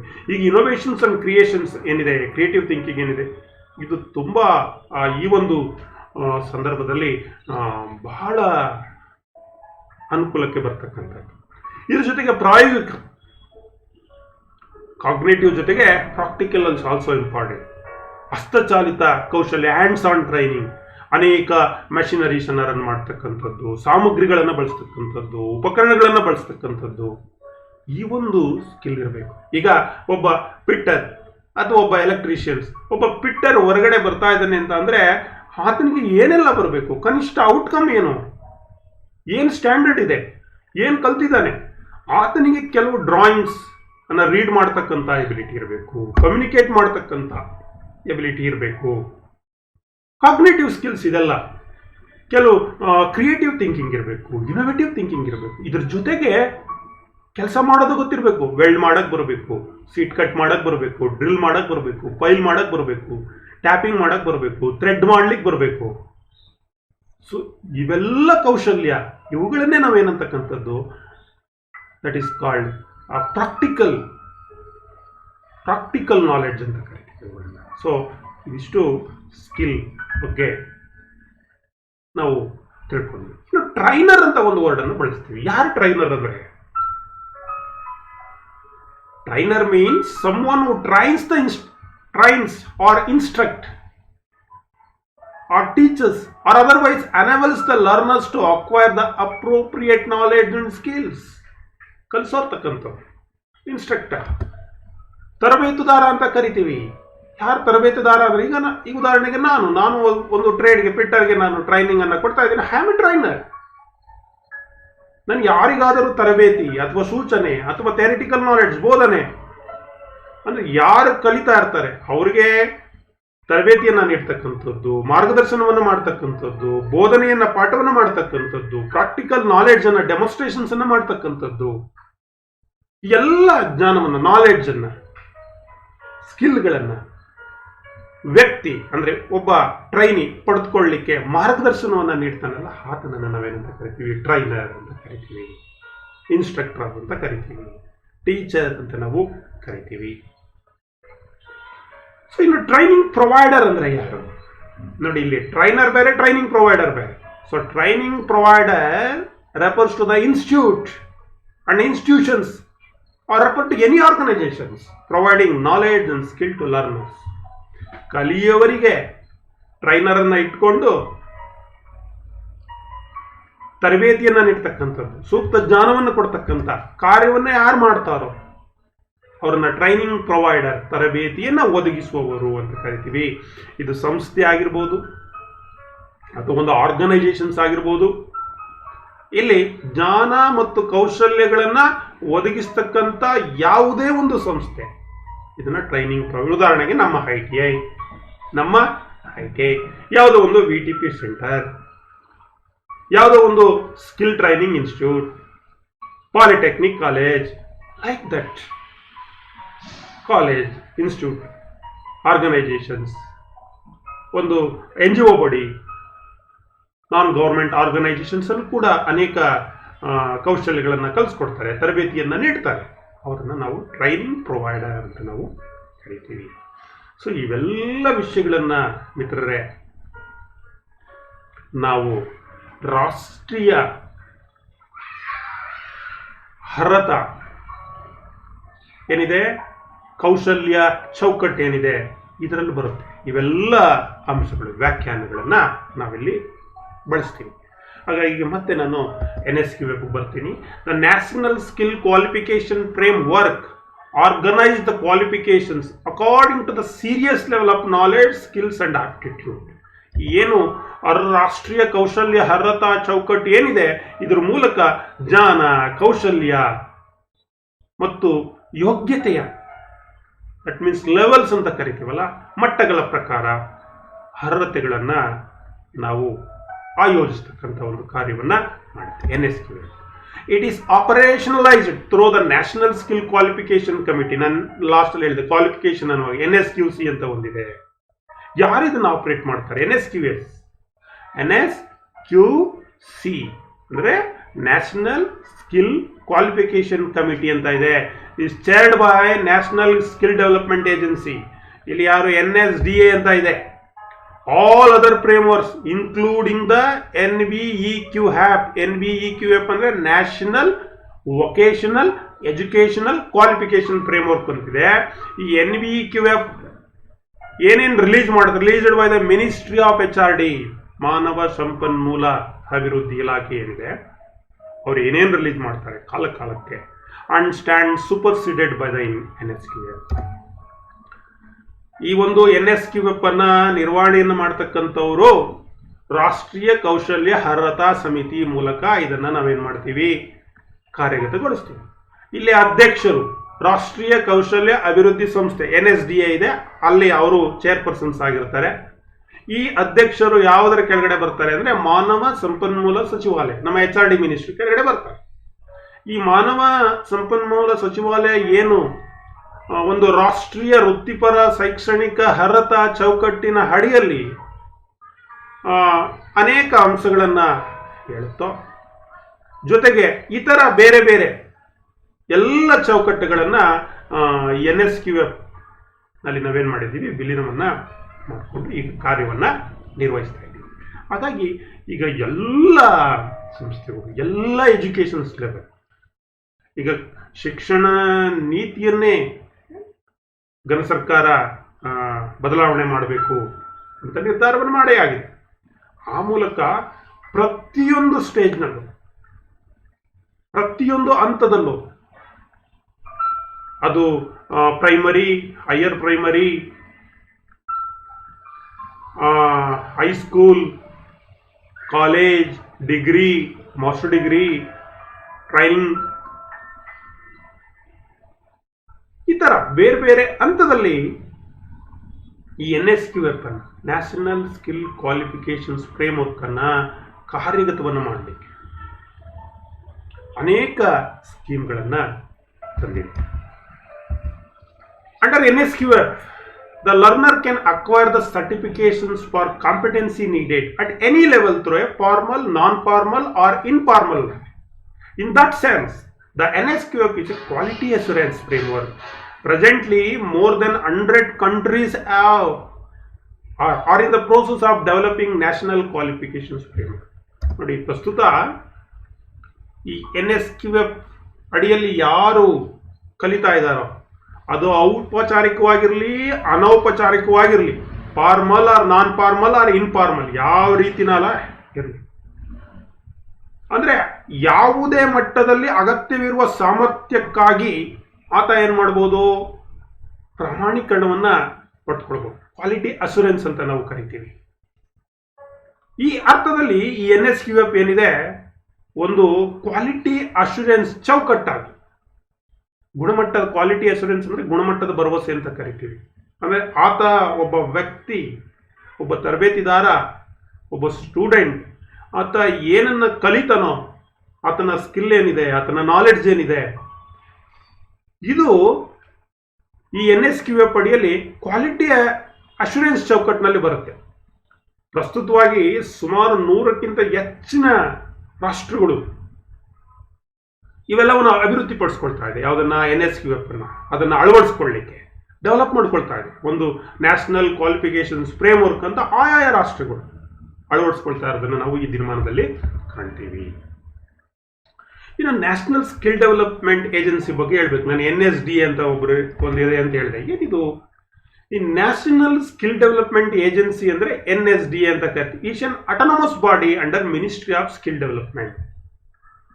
HRD ಮಿನಿಸ್ಟ್ರಿ ಕೆಳಗಡೆ ಬರುತ್ತೆ, ministry of skill development and entrepreneurship. That anchors the national skill qualification framework and allied quality assurance mechanisms for synchronizing the skill initiatives in the country. ಈ national skill development agency ಏನಿದೆ, ಕೌಶಲ್ಯ ಅಭಿವೃದ್ಧಿ ಮತ್ತು ಉದ್ಯಮಶೀಲತೆಯ ಸಚಿವಾಲಯ ಅಂತ ಕರಿತೀವಲ್ವಾ, ಈ ಉದ್ಯಮಶೀಲತೆಯ ಸಚಿವಾಲಯದ ಅಡಿಯಲ್ಲಿ ಬರ್ತಕ್ಕಂಥ ಒಂದು ಅಟಾನಮಸ್, ದಟ್ ಮೀನ್ಸ್ ಸ್ವಾಯತ್ತ ಸಂಸ್ಥೆ ಅಂತ ಕರಿತೀವಿ. ಇದು ನಮ್ಮ ರಾಷ್ಟ್ರೀಯ ಕೌಶಲ್ಯ ಅರ್ಹತಾ ಚೌಕಟ್ಟು ಅಂತ ಏನು ಕರಿತಾ ಇದೀವಿ, NSQF ಅಂತ ಏನು ಕರಿತಾ ಇರ್ತೀವಿ, ಅದು ಮತ್ತು ನಮ್ಮ ರಾಷ್ಟ್ರದಲ್ಲಿ ಅನೇಕ ಸಹಭಾಗಿತ್ವದ ಕೌಶಲ್ಯ ಉಪಕ್ರಮಗಳು ಅಂತ ಕರಿತೀವಿ. ನಾವು ಅಲೈಡ್ ಕ್ವಾಲಿಟಿ ಅಶೂರೆನ್ಸ್ ಮೆಕಾನಿಸಮ್ಸ್ ಅಂತ ಕರಿತೀವಿ. ಸಿಂಕ್ರನೈಸ್ ಅನ್ನ ಮಾಡ್ತಕ್ಕಂಥದ್ದು, ಗುಣಮಟ್ಟದ ಖಾತ್ರಿಯನ್ನ ಕೊಡಿಸ್ತಕ್ಕಂಥದ್ದು, ಅನೇಕ ಕಾರ್ಯವಿಧಾನಗಳನ್ನ ನಿರ್ವಹಣೆಯನ್ನ ಮಾಡ್ತಕ್ಕಂಥದ್ದು. ಅಂದ್ರೆ NSQF ಏನಿದೆ, ರಾಷ್ಟ್ರೀಯ ಕೌಶಲ್ಯ ಅರ್ಹತಾ ಚೌಕಟ್ಟು, ನಮ್ಮ ರಾಷ್ಟ್ರದಲ್ಲಿ ನಡೀಲಿಕ್ಕೆ ಏನೇನೆಲ್ಲ ಕಾರ್ಯವಿಧಾನಗಳನ್ನು ಬೇಕು ಆ ಎಲ್ಲ ಕಾರ್ಯವಿಧಾನವನ್ನ ನಿರ್ವಹಣೆಯನ್ನ ಮಾಡ್ತಕ್ಕಂಥ ಕೆಲಸವನ್ನು ವಿವಿಧ ಹಂತಗಳಲ್ಲಿ ಈ NSDA ನಿರ್ವಹಿಸುತ್ತೆ. ಈ national skill development agency which anchors the NSQF receiving the proposals ಯಾವ ರೀತಿ ನಿರ್ವಹಿಸುತ್ತೆ ಇದು? This national skill development agency ಏನಿದೆ, which anchors the NSQF, has been receiving the proposals for alignment of qualification to the NSQF from various awarding bodies, scrutinizing and presenting them for NSQC approval. In an effort to formalize this process, NSDA process to introduce a standard operating procedure, laying down timelines for the various steps involved in the same. Going forward, the SOP, standard operating procedure, will be adhered to for the scrutinizing all the qualifications submitted for alignment to the NSQF. That means, ಇಲ್ಲಿ ಈ NSQF ಅನ್ನ ಆಧಾರವಾಗಿರುವ NSQFಗೆ ಆಧಾರವಾಗಿರತಕ್ಕಂಥ ಸಂಸ್ಥೆ ಯಾವುದು? NSDA, ರಾಷ್ಟ್ರೀಯ ಕೌಶಲ್ಯ ಅಭಿವೃದ್ಧಿ ಸಂಸ್ಥೆ. ಈ NSQF ಏನ್ ಮಾಡುತ್ತೆ? ಈ NSQFಗೆ ಬೇಕಾಗಿರತಕ್ಕಂಥ ಕೆಲವು ಪ್ರಪೋಸಲ್ ಅಂತ ಕರಿತೀವಿ ನಾವು, ಪ್ರಪೋಸಲ್ಸ್ಗಳನ್ನು, ಪ್ರಸ್ತಾವನೆಗಳು ಅಂತ ಕರಿತೀವಿ, ಅದನ್ನು ಸ್ವೀಕರಿಸ್ಕೊಳ್ತಕ್ಕಂಥದ್ದು. ಅವುಗಳನ್ನು ನ್ಯಾಷನಲ್ ಸ್ಕಿಲ್ ಕ್ವಾಲಿಟಿ ಕಮಿಟಿ ಅಂತ ಒಂದಿದೆ, NSQC ಇದೆ, ಅಲ್ಲಿ ಅಪ್ರೂವಲ್ ಮಾಡಲಿಕ್ಕೆ ಅಂದರೆ ಅನುಮೋದನೆಯನ್ನು ಮಾಡಲಿಕ್ಕೆ ಅಲ್ಲಿ ಕಳಿಸುತ್ತೆ. ಅಲ್ಲೇನು ಮಾಡುತ್ತೆ NSQC ಅದನ್ನೆಲ್ಲ ಪರಿಶೀಲನೆಯನ್ನು ಮಾಡುತ್ತೆ, ಏನೇನು ಮಾಡಬೇಕು ಅಂತೇಳಿ. ಮತ್ತು ನಂತರ ಏನು ಮಾಡುತ್ತೆ, ಅದನ್ನು ಪರಿಶೀಲನೆಯನ್ನು ಮಾಡಿ NSDA ಸ್ಟ್ಯಾಂಡರ್ಡ್ ಆಪರೇಟಿಂಗ್ ಪ್ರೊಸೀಜರ್ಸ್ ಪ್ರಕಾರ ಅದು ಇದ್ದಾಗ ಅದನ್ನು NSQFಗೆ ಸಮ್ಮಿಲನವನ್ನು ಮಾಡಿ ಆ ಎಲ್ಲ ಅರ್ಹತೆಗಳನ್ನು ಪರಿಶೀಲಿಸಲಿಕ್ಕೆ ಅದು ಅರ್ಹತೆ ಇದೆ. ಏನು ಅವಾರ್ಡಿಂಗ್ ಬಾಡೀಸ್ ಇರ್ಬೋದು, ಪ್ರಪೋಸಲ್ಸನ್ನು ತೆಗೆದುಕೊಂಡ ನಂತರ ಅದನ್ನ ಎಲ್ಲ ಅರ್ಹತೆಗಳನ್ನು ಎಲ್ಲ ಸ್ಟ್ಯಾಂಡರ್ಡ್ಸ್ಗಳನ್ನು ಸರಿ ಇದೆ ಅಂದ ನಂತರ ಅದನ್ನು ಸ್ಕ್ರೂಟನೈಸ್ ಮಾಡಿ ಒಂದು ಸ್ಟ್ಯಾಂಡರ್ಡ್ ಆಪರೇಟಿಂಗ್ ಪ್ರೊಸೀಜರ್ ಪ್ರಕಾರ ಜಾರಿಯನ್ನು ಮಾಡ್ತಕ್ಕಂಥ ಕೆಲಸವನ್ನು NSDA national skill development agency ಏನಿದೆ ಇದು ನಿರ್ವಹಣೆಯನ್ನು ಮಾಡ್ತಕ್ಕಂಥದ್ದು, ಮುಂದುವರಿಸ್ಕೊಂಡು ಹೋಗ್ತಕ್ಕಂಥದ್ದು. ದೀಸ್ ಲೆವೆಲ್ ಗ್ರೇಡೆಡ್ ಈ NSQFನಲ್ಲಿ ಅನೇಕ ಲೆವೆಲ್ಸ್ ಇವೆ. 1 to 10 ಅಂತ ಕರಿತೀವಿ, 1 ರಿಂದ 10. ಈಗ NSQF 1, NSQF 2, NSQF 2. ಈಗ ನಾವು ಉದಾಹರಣೆಗೆ ನಮ್ಮಲ್ಲಿ NSQF ಲೆವೆಲ್ 5 ಈಗ ಪ್ರಸ್ತುತ ಚಾಲ್ತಿಯಲ್ಲಿ ನಾವಿರ್ತಕ್ಕಂಥದ್ದು. These levels graded from 1 to 10 are defined in terms of learning outcomes which the learners must possess regardless of whether they were acquired through formal, non-formal or informal. That means 1 ರಿಂದ 10ರವರೆಗೆ ಶ್ರೇಣೀಕರಿಸಲ್ಪಟ್ಟ ಈ ಮಟ್ಟಗಳು ಕಲಿಕಾ ಫಲಿತಾಂಶಗಳ ಪರಿಭಾಷೆಯಲ್ಲಿ ನಾವು ವ್ಯಾಖ್ಯಾನವನ್ನು ಮಾಡಿದ್ದೀವಿ. ಇದನ್ನು ಔಪಚಾರಿಕ, ಅನೌಪಚಾರಿಕ ಅಥವಾ ಅನೌಪಚಾರಿಕ ಕಲಿಕೆಯ ಮೂಲಕ ಪಡೆಯಲಾಗಿದೆಯೇ ಎಂಬುದನ್ನು ಲೆಕ್ಕಿಸದೆ ನಮ್ಮ ಕಲಿಯುವವರು ಏನಾಗಿರಬೇಕಾಗುತ್ತೆ, ಹೊಂದಿರಬೇಕಾಗುತ್ತೆ. Regardless of whether they were acquired through formal or non formal or informal learning by different levels. NSQF levels 1, 2, 3 up to 10 ವರೆಗೆ ಲೆವೆಲ್ಸ್ ಇದೆ. ಈ ಲೆವೆಲ್ಸ್ ಅನ್ನ ಇನ್ನೊಂದು ಯಾವ್ಯಾವ ಲೆವೆಲ್ನಲ್ಲಿ ಏನೇನು ಇರುತ್ತೆ ಅಂತ ನಾನು ಮತ್ತೊಂದು ದಿವಸ ನಿಮಗೆ ಹೇಳ್ತೀನಿ. It is therefore a nationally integrated education and competency based skill and quality assurance framework that will provide for multiple pathways, horizontal as well as vertical, including vocational educations, vocational training, general education and technical education, thus linking one level of learning to the another higher level. This will enable a person to acquire desired competency levels, transit to the job market, and at an opportune time return for acquiring additional skills to further upgrade their competencies. ಇದು ರಾಷ್ಟ್ರೀಯವಾಗಿ ಸಂಯೋಜಿತ ಶಿಕ್ಷಣ ಮತ್ತು ಸಾಮರ್ಥ್ಯ ಆಧಾರಿತ ಕೌಶಲ್ಯ ಮತ್ತು ಗುಣಮಟ್ಟ ಖಾತರಿ ಚೌಕಟ್ಟಾಗಿರೋದ್ರಿಂದ ಇದು ವೃತ್ತಿಪರ ಶಿಕ್ಷಣ ಇರ್ಬೋದು, ಅಂದರೆ ವೊಕೇಶನಲ್ ಅಂದರೆ ವೃತ್ತಿಪರ. ನಾನು ಹೇಳಿದ್ದೇನೆ ವೊಕೇಶನಲ್ ಎಜುಕೇಷನ್, ವೊಕೇಶನಲ್ ಟ್ರೈನಿಂಗ್, ವೃತ್ತಿಪರ ಶಿಕ್ಷಣ, ವೃತ್ತಿಪರ ತರಬೇತಿ, ವೊಕೇಶನಲ್ ಜನರಲ್ ಎಜುಕೇಷನ್ ಸಾಮಾನ್ಯ ಶಿಕ್ಷಣ, ಟೆಕ್ನಿಕಲ್ ಎಜುಕೇಷನ್ ತಾಂತ್ರಿಕ ಶಿಕ್ಷಣ. ಈ ರೀತಿ ಅನೇಕ ಮಾರ್ಗಗಳನ್ನು ನಮಗೆ ಕೊಡುತ್ತೆ. ಅಂದರೆ 1 ರಿಂದ ಇನ್ನೊಂದು ಮಟ್ಟಕ್ಕೆ, ಅಂದ್ರೆ ಒಬ್ಬ ವ್ಯಕ್ತಿ ಆತ ಬಯಸಿದ ಸಾಮರ್ಥ್ಯ ಮಟ್ಟವನ್ನು ಪಡೆಯಲು ಆತ ನಾನು ಇಂಥದ್ದೇ ಸ್ಕಿಲ್ ಅನ್ನು ಪಡಿಬೇಕು ಅಂತ ಏನಿರುತ್ತೆ ಅವನಿಗೆ ಡಿಸೈರ್ಡ್ ಕಾಂಪಿಟೆನ್ಸಿ ಲೆವೆಲ್ಸ್ ಅನ್ನ ಆತ ಬೆಳೆಸ್ಕೊಳ್ಳಿಕ್ಕೆ ಆ ಮೂಲಕ ಆತ ಏನ್ ಮಾಡಬೇಕು, ಆ ಡಿಸೈರ್ಡ್ ಕಾಂಪಿಟೆನ್ಸಿ ಲೆವೆಲ್ಸ್ ಅನ್ನ ಬೆಳೆಸ್ಕೊಂಡ ನಂತರ ಉದ್ಯೋಗವನ್ನು ಪಡಿಬೇಕು.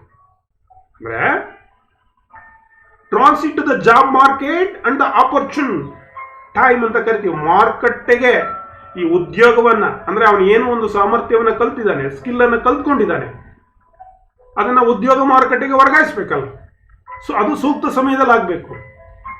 ಮತ್ತು ತನ್ನ ಸಾಮರ್ಥ್ಯ ಏನಿದೆ ಅದನ್ನ ಉನ್ನತೀಕರಿಸ್ಕೊಳ್ಬೇಕು.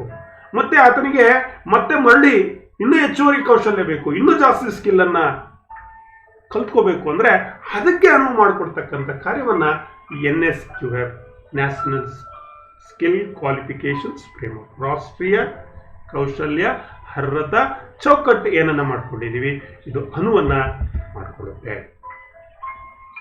NSQF ನಾನು ಆಗಲೇ ಹೇಳಿದೆ, ಇದು ಒಂದು ಕ್ವಾಲಿಟಿ ಅಶ್ಯೂರೆನ್ಸ್, ಅಂದ್ರೆ ಗುಣಮಟ್ಟದ ಭರವಸೆಯನ್ನ ಕೊಡ್ತಾ ಇದೆ. ಯಾರಿಗೆ ಗುಣಮಟ್ಟದ ಭರವಸೆಯನ್ನ ಕೊಡ್ತಾ ಇದೆ? ನಮ್ಮ ಸ್ಕಿಲ್, ನಮ್ಮ ನಾಲೆಡ್ಜ್, ನಮ್ಮ ability to do the job. ಭರವಸೆ ಯಾರಿಗೆ?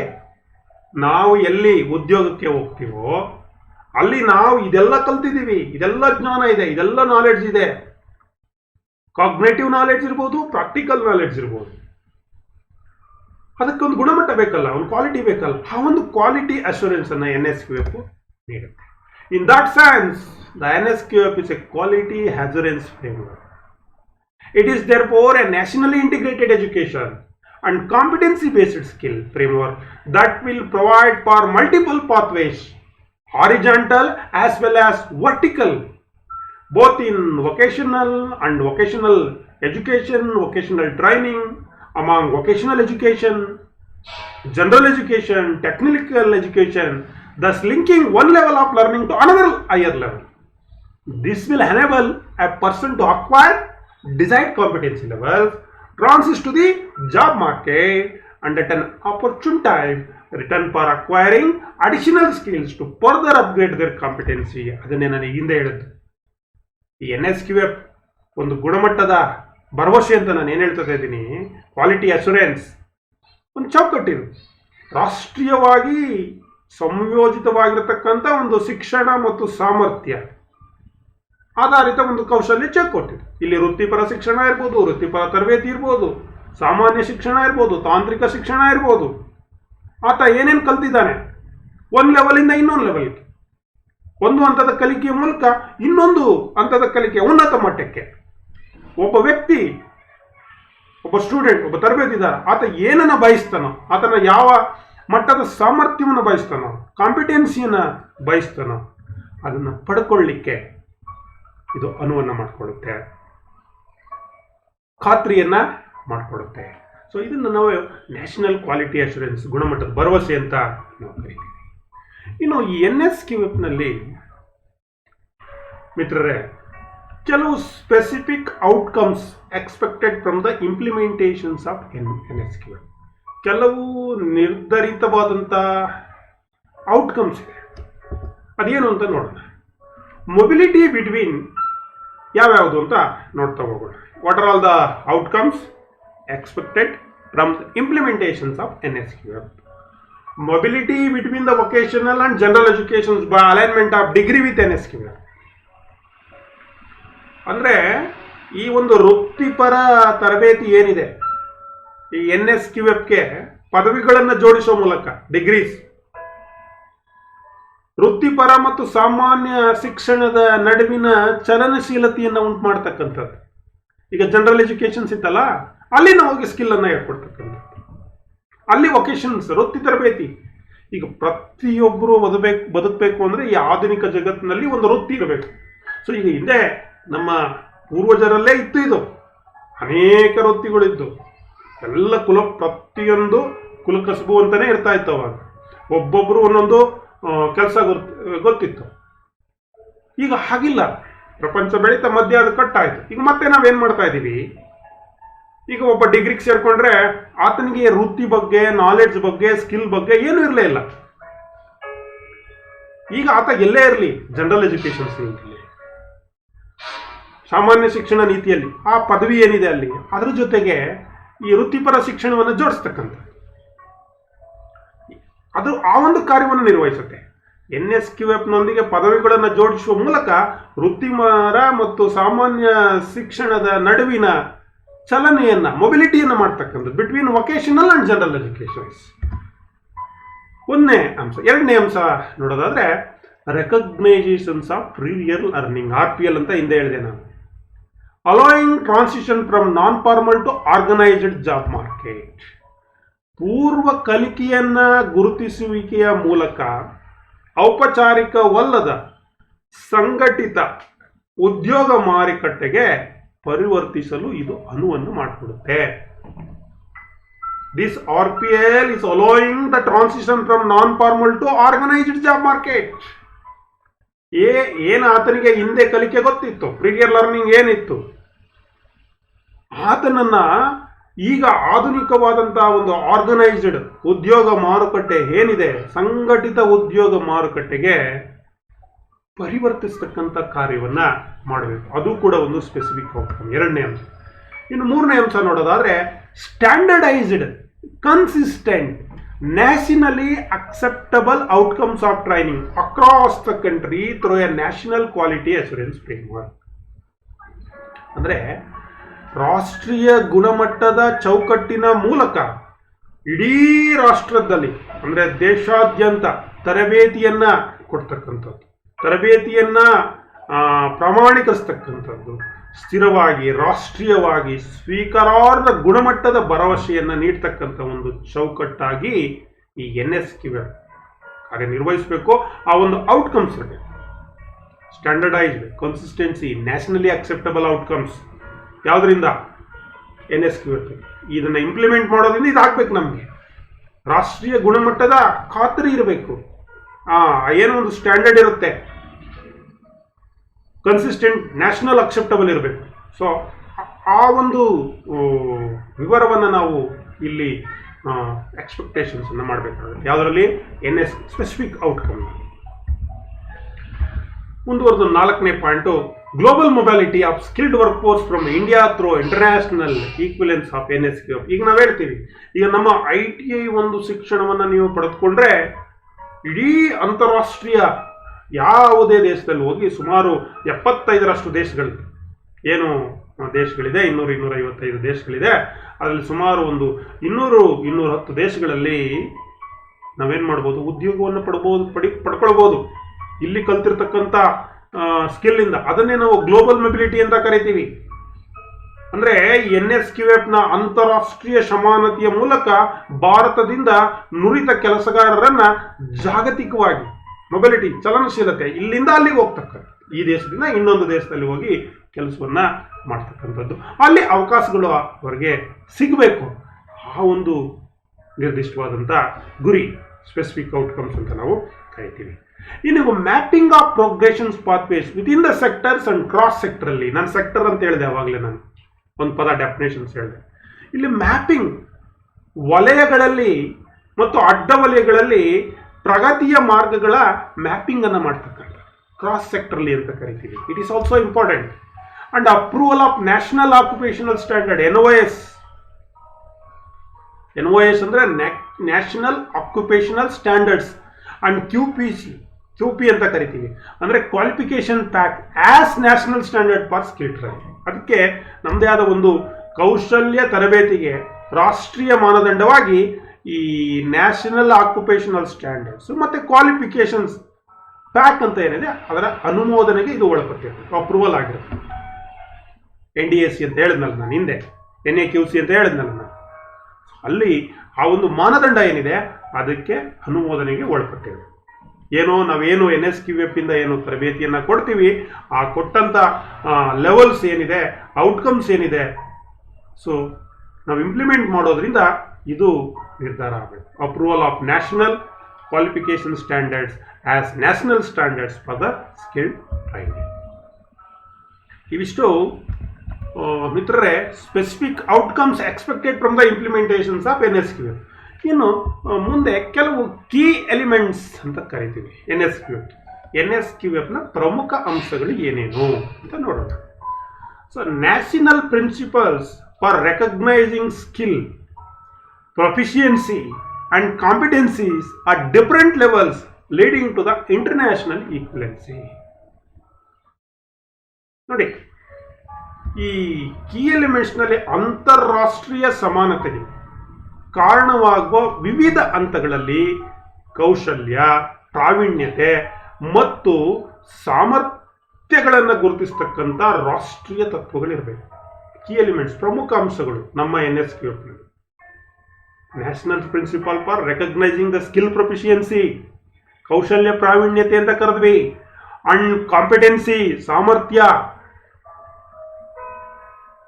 At different levels leading to an international equivalency, ಅಂತಾರಾಷ್ಟ್ರೀಯ ಸಮಾನತೆಗೆ ನಮ್ಮ ಕೌಶಲ್ಯ ಪ್ರಮಾಣತೆ ಮತ್ತು ನಮ್ಮ ಸಾಮರ್ಥ್ಯ ಇರಬೇಕು, ಅದನ್ನು ಗುರುತಿಸಬೇಕು. ಆ ಒಂದು ಅಂಶಕ್ಕೆ ಅನುಗುಣವಾಗಿ ನಾವು ಈ ಒಂದು ಫ್ರೇಮ್ವರ್ಕ್ನಲ್ಲಿ ಶಿಕ್ಷಣವನ್ನು, ತರಬೇತಿಯನ್ನು ನಾವು ನೀಡಬೇಕು.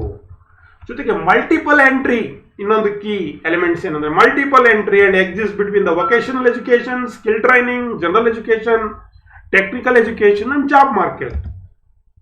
ಬಹು ಆಯ್ಕೆ ಇರ್ತಕ್ಕಂಥದ್ದು, ಬಹುಪ್ರವೇಶ, ವೃತ್ತಿಪರ ಶಿಕ್ಷಣ ಇರ್ಬೋದು, ಕೌಶಲ್ಯ ತರಬೇತಿ ಇರ್ಬೋದು, ಸಾಮಾನ್ಯ ಶಿಕ್ಷಣ ಇರ್ಬೋದು, ತಾಂತ್ರಿಕ ಶಿಕ್ಷಣ ಇರ್ಬೋದು, ಇವುಗಳನ್ನು ಗಳಿಸ್ಕೊಂಡು ಉದ್ಯೋಗ ಮಾರುಕಟ್ಟೆ, ಎಕ್ಸಿಟ್ ಅಂಡ್ ಎಂಟ್ರಿ, ಪ್ರವೇಶ ಮತ್ತು ನಿರ್ಗಮನ ಅಂತ ಕರಿತೀವಿ. Multiple entry and exit between vocational education and skill training, general education and technical education in job markets. ಇದ್ರ ಜೊತೆಗೆ ನಾವು ಬಹು ಆಯ್ಕೆ ಇರಬೇಕು, ಬಹು ಪ್ರವೇಶ ಇರಬೇಕು, ನಿರ್ಗಮನ ಮತ್ತು ಎಕ್ಸಿಟ್ ಅನ್ನ ಮಾಡ್ಕೊಳ್ಳಿಕ್ಕೆ ಇದು ಒಂದು ಮುಖ್ಯವಾದಂಥ ಅಂಶ NSQF-ನಲ್ಲಿ. Next point, progressions pathways defined within the skill qualifications framework ಅಂತ ಕರೀತೀವಿ. ದಟ್ ಮೀನ್ಸ್ ಕೌಶಲ್ಯ ಅರ್ಹತಾ ಚೌಕಟ್ಟಿನೊಳಗೆ ವ್ಯಾಖ್ಯಾನಿಸಲಾದ ಪ್ರಗತಿ ಮಾರ್ಗಗಳಿಗೆ ಅನುಸಾರವಾಗಿ ನಾವೇನ್ ಮಾಡಬೇಕು, ಕಾರ್ಯವನ್ನು ನಿರ್ವಹಿಸಬೇಕು. ಇದು ಒಂದು ಮುಖ್ಯವಾದಂಥ ಅಂಶ. NSQF ತಗೊಂಡು ನಮಗೆ ಇಷ್ಟ ಬಂದ ಹಾಗೆ ನಾವು ಪಾಠ ಮಾಡಿಕೊಂಡು ತರಬೇತಿಯನ್ನು ಕೊಟ್ಕೊಂಡು ಹೋಗೋಕ್ಕಾಗಲ್ಲ. ಈ ಕೌಶಲ್ಯ ಅರ್ಹತಾ ಚೌಕಟ್ಟಿನೊಳಗೆ ಏನೇನು ವ್ಯಾಖ್ಯಾನಿಸಲಾಗಿದೆ, ಡಿಫೈನ್ ಮಾಡಲಾಗಿದೆ, ಆ ಪ್ರಗತಿ ಮಾರ್ಗಗಳನ್ನು ನಾವು ಅನುಸರಿಸಬೇಕು. ನಾನು ಹಿಂದೆ ಹೇಳಿದೆ, what are all the NSQF ವ್ಯಾಖ್ಯಾನಗಳೇನೇನಿದೆ, ಡೆಫಿನೇಷನ್ಸ್ ಏನಿದೆ, ಅನೇಕ ವ್ಯಾಖ್ಯಾನಗಳನ್ನು ಹೇಳಿದ್ದೀನಿ. ಆ ಪ್ರಗತಿಯ ಮಾರ್ಗಗಳನ್ನು ನಾವು ಅನುಸರಿಸಬೇಕು. ಇದು ಒಂದು key elements. Next, opportunities to promote life long learning and skill development. ನೋಡಿ, ಇದು ಇಂಪಾರ್ಟೆಂಟ್. ಈ ಕಲಿಕೆಗೆ ಮಿತ್ರರೇ ವಯಸ್ಸಿಲ್ಲ. ನನಗೆ ವಯಸ್ಸಾಗೋಯ್ತು, ನಾನು ಕಲೀಲಿಕ್ಕೆ ಆಗಲ್ಲ. ನಿಮ್ಮ ಮೊನ್ನೆ ನೋಡಿರ್ಬೋದು, 50-60 ವರ್ಷದವರು ಕೂಡ SSLC ಎಕ್ಸಾಮನ್ನು ಬರೆದಿರ್ತಕ್ಕಂಥದ್ದನ್ನು. ಹಾಗೆ ಆಪರ್ಚುನಿಟಿ, ಅಜೀವ ಕಲಿಕೆ ಮತ್ತು ಕೌಶಲ್ಯ ಅಭಿವೃದ್ಧಿಗೆ ಉತ್ತೇಜನವನ್ನು ನೀಡ್ತಕ್ಕಂಥ ಅವಕಾಶಗಳಿರ್ಬೇಕು. ಈಗ ನಮ್ಮಲ್ಲಿ ನೋಡಿ, ITನಲ್ಲಿ ನಾವು 40 ವರ್ಷ ಆದರೂ ಸೇರಿಸ್ಕೊಳ್ತೀವಿ, ಟ್ರೈನಿಂಗ್ ಕೊಡ್ತೀವಿ. ಅಥವಾ ಇನ್ನೂ ಜಾಸ್ತಿ ಏಜ್ ಆಗಿರೋರ್ಗೂ ಕೂಡ ನಮ್ಮ ಶಾರ್ಟ್ ಟರ್ಮ್ ಕೋರ್ಸ್ನಲ್ಲಿ ಅವ್ರಿಗೆ ನಾವೇನು ಮಾಡ್ತೀವಿ, ಟ್ರೈನ್ ಅಪ್ ಮಾಡ್ತೀವಿ. ಅಂದರೆ ಒಂದು ಲೈಫ್ ಲಾಂಗ್ ಲರ್ನಿಂಗ್, ಆತನ ಕೌಶಲ್ಯವನ್ನು ಅಭಿವೃದ್ಧಿಪಡಿಸಲಿಕ್ಕೆ, ಆತ ಕಲೀಲಿಕ್ಕೆ ಉತ್ತೇಜನ ನೀಡ್ತಕ್ಕಂಥ ಅವಕಾಶಗಳು ನಮ್ಮಲ್ಲಿರಬೇಕು. ಯಾವುದರಲ್ಲಿ ನಮ್ಮಲ್ಲಿರಬೇಕು ಅಂದರೆ NSQF-ನಲ್ಲಿ ಇರಬೇಕು. ಯಾರ್ಯಾರು ರಾಷ್ಟ್ರೀಯ ಕೌಶಲ್ಯ ಅರ್ಹತಾ ಚೌಕಟ್ಟಿನಲ್ಲಿ ಬರ್ತಾರೋ ಅವರು ಈ ಒಂದು ಅವಕಾಶವನ್ನು ಮಾಡಿಕೊಡ್ಬೇಕು. ಮತ್ತು ಇದನ್ನು ನೋಡಿ, ಪಾರ್ಟ್ನರ್ಶಿಪ್ ಇಂಡಸ್ಟ್ರೀಸ್ ಆ್ಯಂಡ್ ಎಂಪ್ಲಾಯರ್ಸ್ ಇದೆಲ್ಲ ನೋಡಿರ್ಬೇಕು ನಾವು. ITನಲ್ಲಿ PPP, public private partnership, strive, ಈಗ ಟಾಟಾ, ಈಗ ಅನೇಕ ರೀತಿಯ ಆದಂಥ ಪಾರ್ಟ್ನರ್ಶಿಪ್, ಉದ್ಯಮ ಮತ್ತು ಉದ್ಯೋಗದಾತರೊಂದಿಗೆ ಪಾಲುದಾರಿಕೆಯನ್ನು ಇಟ್ಟುಕೊಂಡು ನಾವು ಈ ಕಲಿಕಾ ಪ್ರಕ್ರಿಯೆಯನ್ನು, ಕೌಶಲ್ಯ ಅಭಿವೃದ್ಧಿಯನ್ನು ನೀಡಲಿಕ್ಕೆ ಒಂದು ಮುಖ್ಯವಾದಂಥ ಘಟ್ಟವಾಗಿ ನಾವು NSQF-ಅನ್ನು ಪರಿಗಣಿಸ್ತೀವಿ. A transparent, accountable and credible mechanism for skill development across various sectors. ನೋಡಿ, ಇಲ್ಲಿ ವಿವಿಧ ಕ್ಷೇತ್ರಗಳಲ್ಲಿ ಕೌಶಲ್ಯ ಅಭಿವೃದ್ಧಿಗೆ ಪಾರದರ್ಶಕ ಮತ್ತು ಜವಾಬ್ದಾರಿಯುತ ಮತ್ತು ವಿಶ್ವಾಸಾರ್ಹ ಕಾರ್ಯವಿಧಾನವನ್ನು ರೂಪಿಸಿಕೊಂಡು ನಾವೇನು ಮಾಡಬೇಕು, ಕೆಲಸ ಮಾಡಬೇಕು. ಅಂದರೆ ಟ್ರಾನ್ಸ್ಪರೆಂಟ್ ಇರಬೇಕು, ಅಕೌಂಟಬಲ್ ಇರಬೇಕು. It is important.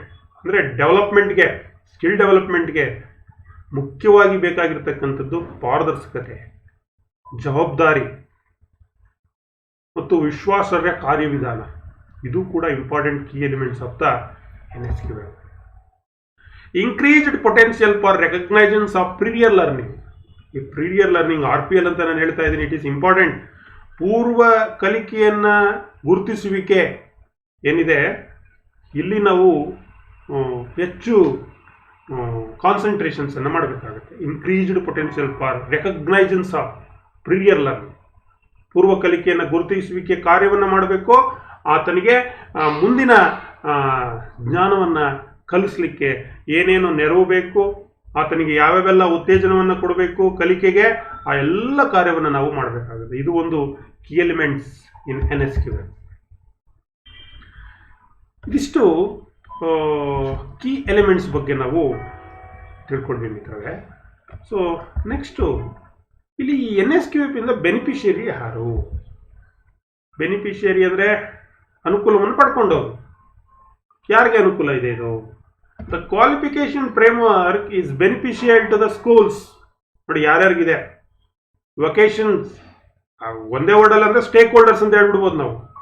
The qualification framework is beneficial to schools, vocational educations, training providers, higher education institute, accrediting authorities, as well as industry, and it is representative bodies, unions, professional associations and licensing authorities. ನೋಡಿ, ಇದೆಲ್ಲವನ್ನ stake holders ಅಂತ ನಾವು ಕರಿಬಹುದು. Beneficiary of NSQF, the stake holders of NSQF. The biggest beneficiaries of such a framework are the learners, who can judge the relative value of the qualifications at a particular level on the framework and make informed the decision about their career progression paths. ಅರ್ಹತಾ ಚೌಕಟ್ಟು ಏನಿದೆ, ಇದನ್ನ stake holders ಯಾರ್ಯಾರಿದ್ದಾರೆ ಇಲ್ಲಿ, ಬೆನಿಫಿಷಿಯಲ್ಸ್ ಯಾರಿಗಿದೆ ಇಲ್ಲಿ, ಯಾರು beneficiary ಯಾರಿಲ್ಲಿ, ಶಾಲೆಗಳಿರ್ಬೋದು, ವೃತ್ತಿಪರ ಶಿಕ್ಷಣ ಇರ್ಬೋದು, ತರಬೇತಿ ನೀಡೋರಿರ್ಬೋದು, ಉನ್ನತ ಶಿಕ್ಷಣ ಸಂಸ್ಥೆಗಳಿರ್ಬೋದು, ಮತ್ತೆ ಅದಕ್ಕೆ ಮಾನ್ಯತೆ ನೀಡ್ತಕ್ಕಂಥ ಅಧಿಕಾರಿಗಳಿರ್ಬೋದು, ಉದ್ಯಮಗಳಿರ್ಬೋದು, ಮತ್ತೆ ಉದ್ಯಮದ ಪ್ರತಿನಿಧಿಗಳಿರ್ಬೋದು, ಒಕ್ಕೂಟಗಳಿರ್ಬೋದು, ಕೆಲವು ವೊಕೇಶನಲ್ ಸೊಸೈಟೀಸ್, ವೃತ್ತಿಪರ ಸಂಘಗಳಿರ್ಬೋದು, ಅಥವಾ ಅದರ ಪರವಾಗಿ ಇರತಕ್ಕಂಥ ಅಧಿಕಾರಿಗಳಿಗೆ ಇದು ಪ್ರಯೋಜನವಾಗಿದೆ. ಅದರಲ್ಲೂ ಈ ಫ್ರೇಮ್ವರ್ಕ್ನಲ್ಲಿ ಅತ್ಯಂತ ಬೆನಿಫಿಟ್ ಯಾರಿಗಪ್ಪ ಇದೆ ಅಂದರೆ ಅದನ್ನು ಕಲಿಯೋವರಿಗೆ, ಫಲಾನುಭವಿಗಳು. ಬೆನಿಫಿಷರಿ ಅಂದರೆ ಫಲಾನುಭವಿಗಳು ಅಂತ ನಾವೇನು ಕರಿತೀವಿ, ಕಲಿಯೋವರಿಗೆ, ಲರ್ನರ್ಸ್ಗೆ ಇದು biggest beneficiary of the framework are the learners. ಯಾರಿಲ್ಲಿ ಬಿಗ್ಗೆಸ್ಟ್ ಬೆನಿಫಿಷಿಯರಿ ಯಾರು, ಬೇರೆ ಎಲ್ಲ ಇದ್ದಾರೆ ಸ್ಟೇಕ್ ಹೋಲ್ಡರ್ಸ್, ಅದ್ರಲ್ಲಿ ಬಿಗ್ಗೆಸ್ಟ್ ಬೆನಿಫಿಷಿಯರಿ ಅಂತ ಅಂದರೆ that is called learners. So ಈ ರೀತಿ ನಾವೇನು ಮಾಡ್ತೀವಿ ಅಂದರೆ ಒಬ್ಬ ವ್ಯಕ್ತಿಯ ಆತನ ಕೆರಿಯರ್ ಪ್ರೋಗ್ರೆಷನ್ಸ್ ಅಂತ ಕರಿತೀವಿ, ಪಾತ್ಸ್, ಕೆರಿಯರ್ ಪ್ರೋಗ್ರೆಷನ್ಸ್ ಪಾತ್, ನಿರ್ಧಾರವನ್ನ, ವೃತ್ತಿ ಪ್ರಗತಿಯ ಮಾರ್ಗಗಳ ಬಗ್ಗೆ ತಿಳುವಳಿಕೆಯುಳ್ಳ ನಿರ್ಧಾರಗಳನ್ನು ತೆಗೆದುಕೊಳ್ಳೋದು. ಇವರೆಲ್ಲ ಇದ್ದಾರೆ ಸ್ಟೇಕ್ ಹೋಲ್ಡರ್ಸ್. ಇದರಲ್ಲಿ ಫಲಾನುಭವಿಗಳು ಅಂತ ನಾವು ಕರಿತೀವಿ, NSQF ಫಲಾನುಭವಿಗಳು ಅಂತ ನಾವು ಕರಿತೀವಿ. ಇನ್ನು ಉದ್ದೇಶಗಳೇನು NSQF, ಆಬ್ಜೆಕ್ಟಿವ್ಸ್ ಆಫ್ ದ NSQFಗೆ ನಾನು ಬರ್ತಾ ಇದ್ದೀನಿ. To accommodate the diversity of the Indian education and training system. ನೋಡಿ, ಇದು ತುಂಬಾ ಚೆನ್ನಾಗಿದೆ. Accommodate the diversity of the Indian education and training system. ಭಾರತೀಯ ಶಿಕ್ಷಣ ಮತ್ತು ತರಬೇತಿ ವ್ಯವಸ್ಥೆಗಳ ವೈವಿಧ್ಯತೆಗೆ ಇದು ಅವಕಾಶವನ್ನ ಕಲ್ಪಿಸ್ತಕ್ಕಂಥ ಕಾರ್ಯವನ್ನು ನಿರ್ವಹಿಸ್ತಕ್ಕಂಥದ್ದು ಯಾವುದು NSQF. ಅಂದರೆ ನಮ್ಮ ಭಾರತೀಯ ಶಿಕ್ಷಣ ಪದ್ಧತಿಯ ವೈವಿಧ್ಯತೆಯಿಂದ ಕೂಡಿದೆ, ಹೌದಲ್ವಾ? ಹಾಗಾಗಿ ನಮ್ಮ ಭಾರತೀಯ ಶಿಕ್ಷಣ ಮತ್ತು ಈ ತರಬೇತಿ ವ್ಯವಸ್ಥೆಗಳಲ್ಲಿ ವೈವಿಧ್ಯತೆಗೆ ಅವಕಾಶವನ್ನು ಕಲ್ಪಿಸ್ತಕ್ಕಂಥ. Accommodate the diversity of the Indian education and the training system ಮೊದಲನೇ ಒಂದು ಉದ್ದೇಶ, ಆಬ್ಜೆಕ್ಟಿವ್ಸ್. ಎರಡನೇ ಅಂಶಕ್ಕೆ ಬಂದರೆ to allow the development of a set of qualification for each level based on the outcomes which are accepted across the nation. ರಾಷ್ಟ್ರಾದ್ಯಂತ ಅಂಗೀಕರಿಸಲ್ಪಟ್ಟ ಫಲಿತಾಂಶಗಳ ಆಧಾರದ ಮೇಲೆ ಪ್ರತಿ ಹಂತಕ್ಕೂ ಅರ್ಹತೆಗಳ ಗುಂಪಿನ ಅಭಿವೃದ್ಧಿಯನ್ನು ಇದು ಅನುಮತಿಸ್ತಕ್ಕಂಥ ಕಾರ್ಯವನ್ನು ನೀಡೋದು ಇದರ ಉದ್ದೇಶ. ಯಾವುದ್ರದ್ದು? NSQF. ಇನ್ನು ಮೂರನೇ point, provides structure for development and maintenance of progression pathways which provide access to qualification and assist the people to move easily and really between different education and training sector and between those sector and the labor market. It is also important. ಪ್ರಗತಿ ಪಥಗಳ ಅಭಿವೃದ್ಧಿ ಮತ್ತು ನಿರ್ವಹಣೆಗೆ ರಚನೆಯನ್ನು ಒದಗಿಸ್ತಕ್ಕಂಥದ್ದು ಅಂದರೆ development and maintenance of progressions pathways ಅಂತ ಕರಿತೀವಿ. ಮತ್ತು ಜನರು ವಿವಿಧ ಶಿಕ್ಷಣ ಮತ್ತು ತರಬೇತಿ ವಲಯಗಳ ನಡುವೆ ಮತ್ತು ಆ ವಲಯಗಳು ಮತ್ತು ಕಾರ್ಮಿಕ ಮಾರುಕಟ್ಟೆಯ ನಡುವೆ ಸುಲಭವಾಗಿ ಚಲನೆಯನ್ನು ಮಾಡಲಿಕ್ಕೆ ಇದು ಸಹಾಯ ಮಾಡುತ್ತೆ. That means between those sector and the labour market. ವಲಯಗಳು ಬೇರೆ ಬೇರೆ ವಲಯಗಳಿರುತ್ತೆ, ಆಕ್ಯುಪೇಷನಲ್ ಬೇರೆ ಬೇರೆ ವಲಯಗಳಿರುತ್ತೆ. ಆ ವಲಯಗಳಲ್ಲಿ ಲೇಬರ್ ಮಾರ್ಕೆಟ್ ಅಂತ ಕರಿತೀವಿ, ಈ ಕಾರ್ಮಿಕ ಮಾರುಕಟ್ಟೆ ಅಂತ ಏನು ಕರಿತೀವಿ. Labour market it is big thing. ಇವತ್ತಿನ ದಿನಮಾನಗಳಲ್ಲಿ ಒಂದೊಂದು ಸೆಕ್ಟರ್ಗೂ ಕೂಡ ಬೇರೆ ಬೇರೆ ಸ್ಕಿಲ್ ಇರ್ತಕ್ಕಂಥ ಲೇಬರ್ಸ್ ಬೇಕು. ಸೊ ಇವೆರಡರ ನಡುವೆ ಏನಾಗುತ್ತೆ, ಸೆಕ್ಟರ್ಸ್ ಮತ್ತು ಲೇಬರ್ ಮಾರ್ಕೆಟ್ನಲ್ಲಿ ಈ ಚಲನೆ ಇರುತ್ತೆ. ದಟ್ ಮೀನ್ಸ್ ಮೂವ್ಮೆಂಟ್ಸ್ ಅಂತ ಕರೀತೀವಿ. Move easily and readily between different education and training sectors. So that is the another objectives of the NSQF.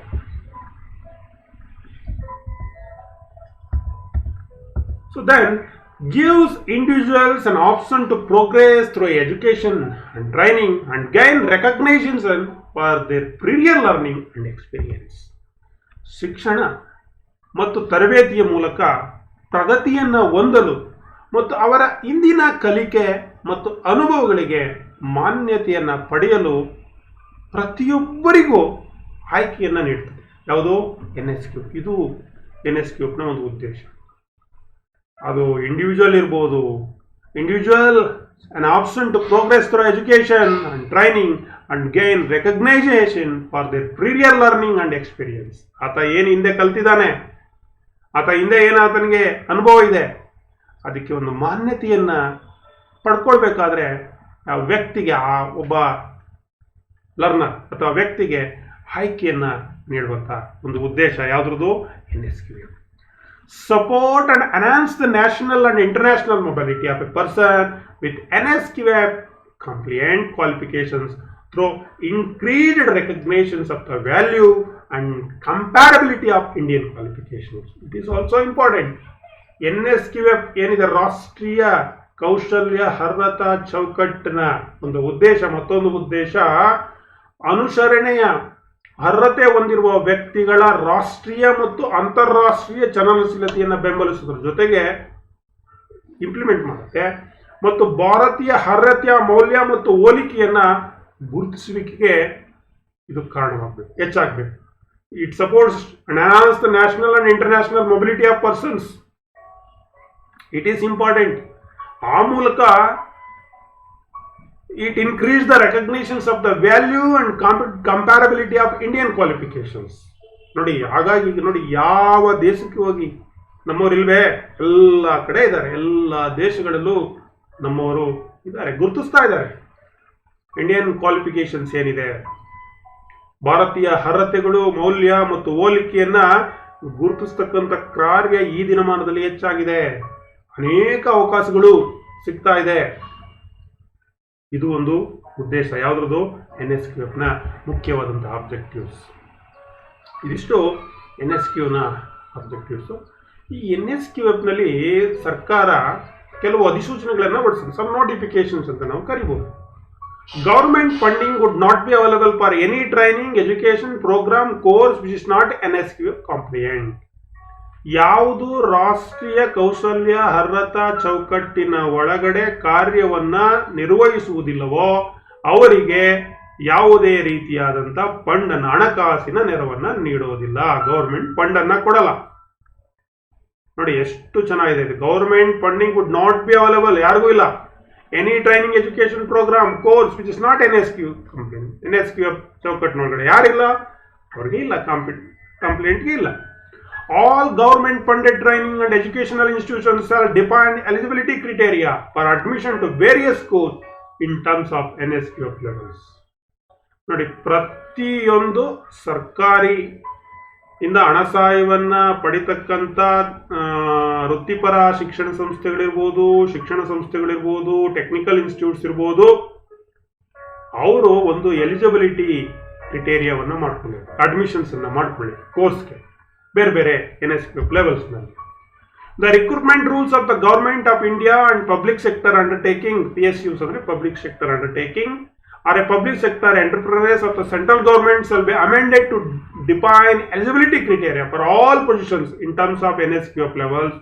The state governments and their public sector undertakings shall also be encouraged to amend their recruitment rules on above lines. So ಏನು NSQF ಅಡಿಯಲ್ಲಿ ತರಬೇತಿಯನ್ನು ಹೊಂದಿರ್ತಾರೋ ಅಲ್ಲಿ recruitments ಅಂತ ಅಂದರೆ ಕೆಲಸಕ್ಕೆ ತೆಗೆದುಕೊಳ್ಳಲಿಕ್ಕೆ ಏನು ನಿಯಮಗಳಿದೆ, government of India ಇರ್ಬೋದು ಅಥವಾ ಪಬ್ಲಿಕ್ ಸೆಕ್ಟರ್ ಅಂಡರ್ಟೇಕಿಂಗ್ಸ್ ಇರ್ಬೋದು, ಪಬ್ಲಿಕ್ ಸೆಕ್ಟರ್ ಎಂಟರ್ಪ್ರೈಸಸ್ ಇರ್ಬೋದು, ಅವರು ಕಾಲಕ್ಕೆ ಕೆಲವು ನಿಯಮಗಳನ್ನು, ಎಲಿಜಿಬಿಲಿಟಿ ಕ್ರಿಟೇರಿಯಾನ, ಈ ರಿಕ್ರೂಟ್ಮೆಂಟ್ ಪ್ರೋಸೆಸ್ಸನ್ನು ವಿವರಿಸಿಕೊಂಡು ಬರ್ತಾ ಇದ್ದಾರೆ. ಅದ್ರ ಜೊತೆಗೆ ಸ್ಟೇಟ್ ಗೌರ್ಮೆಂಟು ಕೂಡ ಮತ್ತೆ ಸ್ಟೇಟ್ ಗೌರ್ಮೆಂಟಲ್ಲಿರತಕ್ಕಂಥ PSUs ಮತ್ತು PSE, public sector undertaking, public sector enterprises, ಇವರು ಕೂಡ ಎನ್ಕರೇಜನ್ನು ಮಾಡ್ತಾರೆ ಮತ್ತು ಅಮೆಂಡನ್ನು ಮಾಡ್ತಾರೆ, ತಿದ್ದುಪಡಿಗಳನ್ನು ಮಾಡ್ತಕ್ಕಂಥದ್ದು ರಿಕ್ರೂಟ್ಮೆಂಟ್ ರೂಲ್ಸ್ನಲ್ಲಿ, ಪ್ರೋಸೆಸ್ನಲ್ಲಿ. ಇದು ಕೂಡ ಒಂದು ಅಧಿಸೂಚನೆ ಆಗಿದೆ. It shall be mandatory for all training education programme course to be NSQF compliant. ಈಗ ಏನು ಮಾಡಿದ್ದಾರೆ, ಎಲ್ಲ ಮ್ಯಾಂಡೇಟರಿ. ನೋಡಿ, ನಿಮಗೆ ವಿಷಯ ತಿಳಿದ್ರೆ NSQF ಅನ್ನ ಪ್ರಾರಂಭ ಮಾಡಿದ್ರು 2013ರಲ್ಲಿ, ಹೌದಲ್ಲ? ಎಷ್ಟು ವರ್ಷ ಆಯಿತು? ಆಲ್ಮೋಸ್ಟ್ 7-8 ವರ್ಷ ಆಯಿತು. ಆದರೆ ಆ NSQF ಅಂತಕ್ಕಂಥ ಒಂದು ಕಾನ್ಸೆಪ್ಟ್ ಏನಿದೆ, ಆ NSQFನ ಕಂಪ್ಲೇಂಟ್ ಏನಿದೆ, ಅದರ ಪ್ರಥಮವಾಗಿ ನಾವೇ ಹೆಚ್ಚು ನಾಮಕಾವಸ್ಥೆಗಲ್ಲ, ನಾವು ಅಧಿಕೃತವಾಗಿ ನಮ್ಮ DGT director general of employment training ITI ಏನು ನಡೆಸ್ತಾ ಇದ್ದೀವಿ ನಾವು ನಮ್ಮ ತರಬೇತಿ ಸಂಸ್ಥೆಗಳಲ್ಲಿ ಈ NSQF ಲೆವೆಲನ್ನು ನಾವು ಇಂಪ್ಲಿಮೆಂಟ್ ಮಾಡ್ಕೊಂಡಿದ್ದೀವಿ. ಸೊ ಇದನ್ನು ಮ್ಯಾಂಡೇಟ್ರಿ ಮಾಡಿದ್ದಾರೆ. ಸೊ ಯಾರ್ಯಾರು ಎಲ್ಲೆಲ್ಲಿ ಇಲ್ಲ ಆ ಮುಂದಿನ ದಿನಮಾನಗಳಲ್ಲಿ ಅವರೆಲ್ಲ ಮಾಡಲೇಬೇಕಾಗುತ್ತೆ. NSQF national skill qualification framework ಒಳಗಡೆನೇ ಕಾರ್ಯವನ್ನು ನಿರ್ವಹಿಸಬೇಕು. So all training and educational institutes will be define eligibility criteria for admission to various course in terms of NSQF levels. ಬೇರೆ ಬೇರೆ ಕೋರ್ಸ್ಗೆ ಈಗಾಗಲೇ ಹೇಳಿದೆ ಅನಿಸುತ್ತೆ ಇದನ್ನು. ಎಲಿಜಿಬಿಲಿಟಿ ಕ್ರೈಟೇರಿಯಾ ಏನಿದೆ ಅಡ್ಮಿಷನ್ಸ್ ಮಾಡಲಿಕ್ಕೆ, ಪ್ರವೇಶಕ್ಕೆ, ಆ ಒಂದು ಯಾವ್ಯಾವ ಕೋರ್ಸ್ಗೆ ಯಾವ್ಯಾವ ಲೆವೆಲ್ನಲ್ಲಿ ಏನೇನು ಎಲಿಜಿಬಿಲಿಟಿ ಇರಬೇಕು ಅದನ್ನು ನಿರ್ಧಾರವನ್ನು ಮಾಡಬೇಕು. ಕೆಲವು ಅಧಿಸೂಚನೆಗಳು.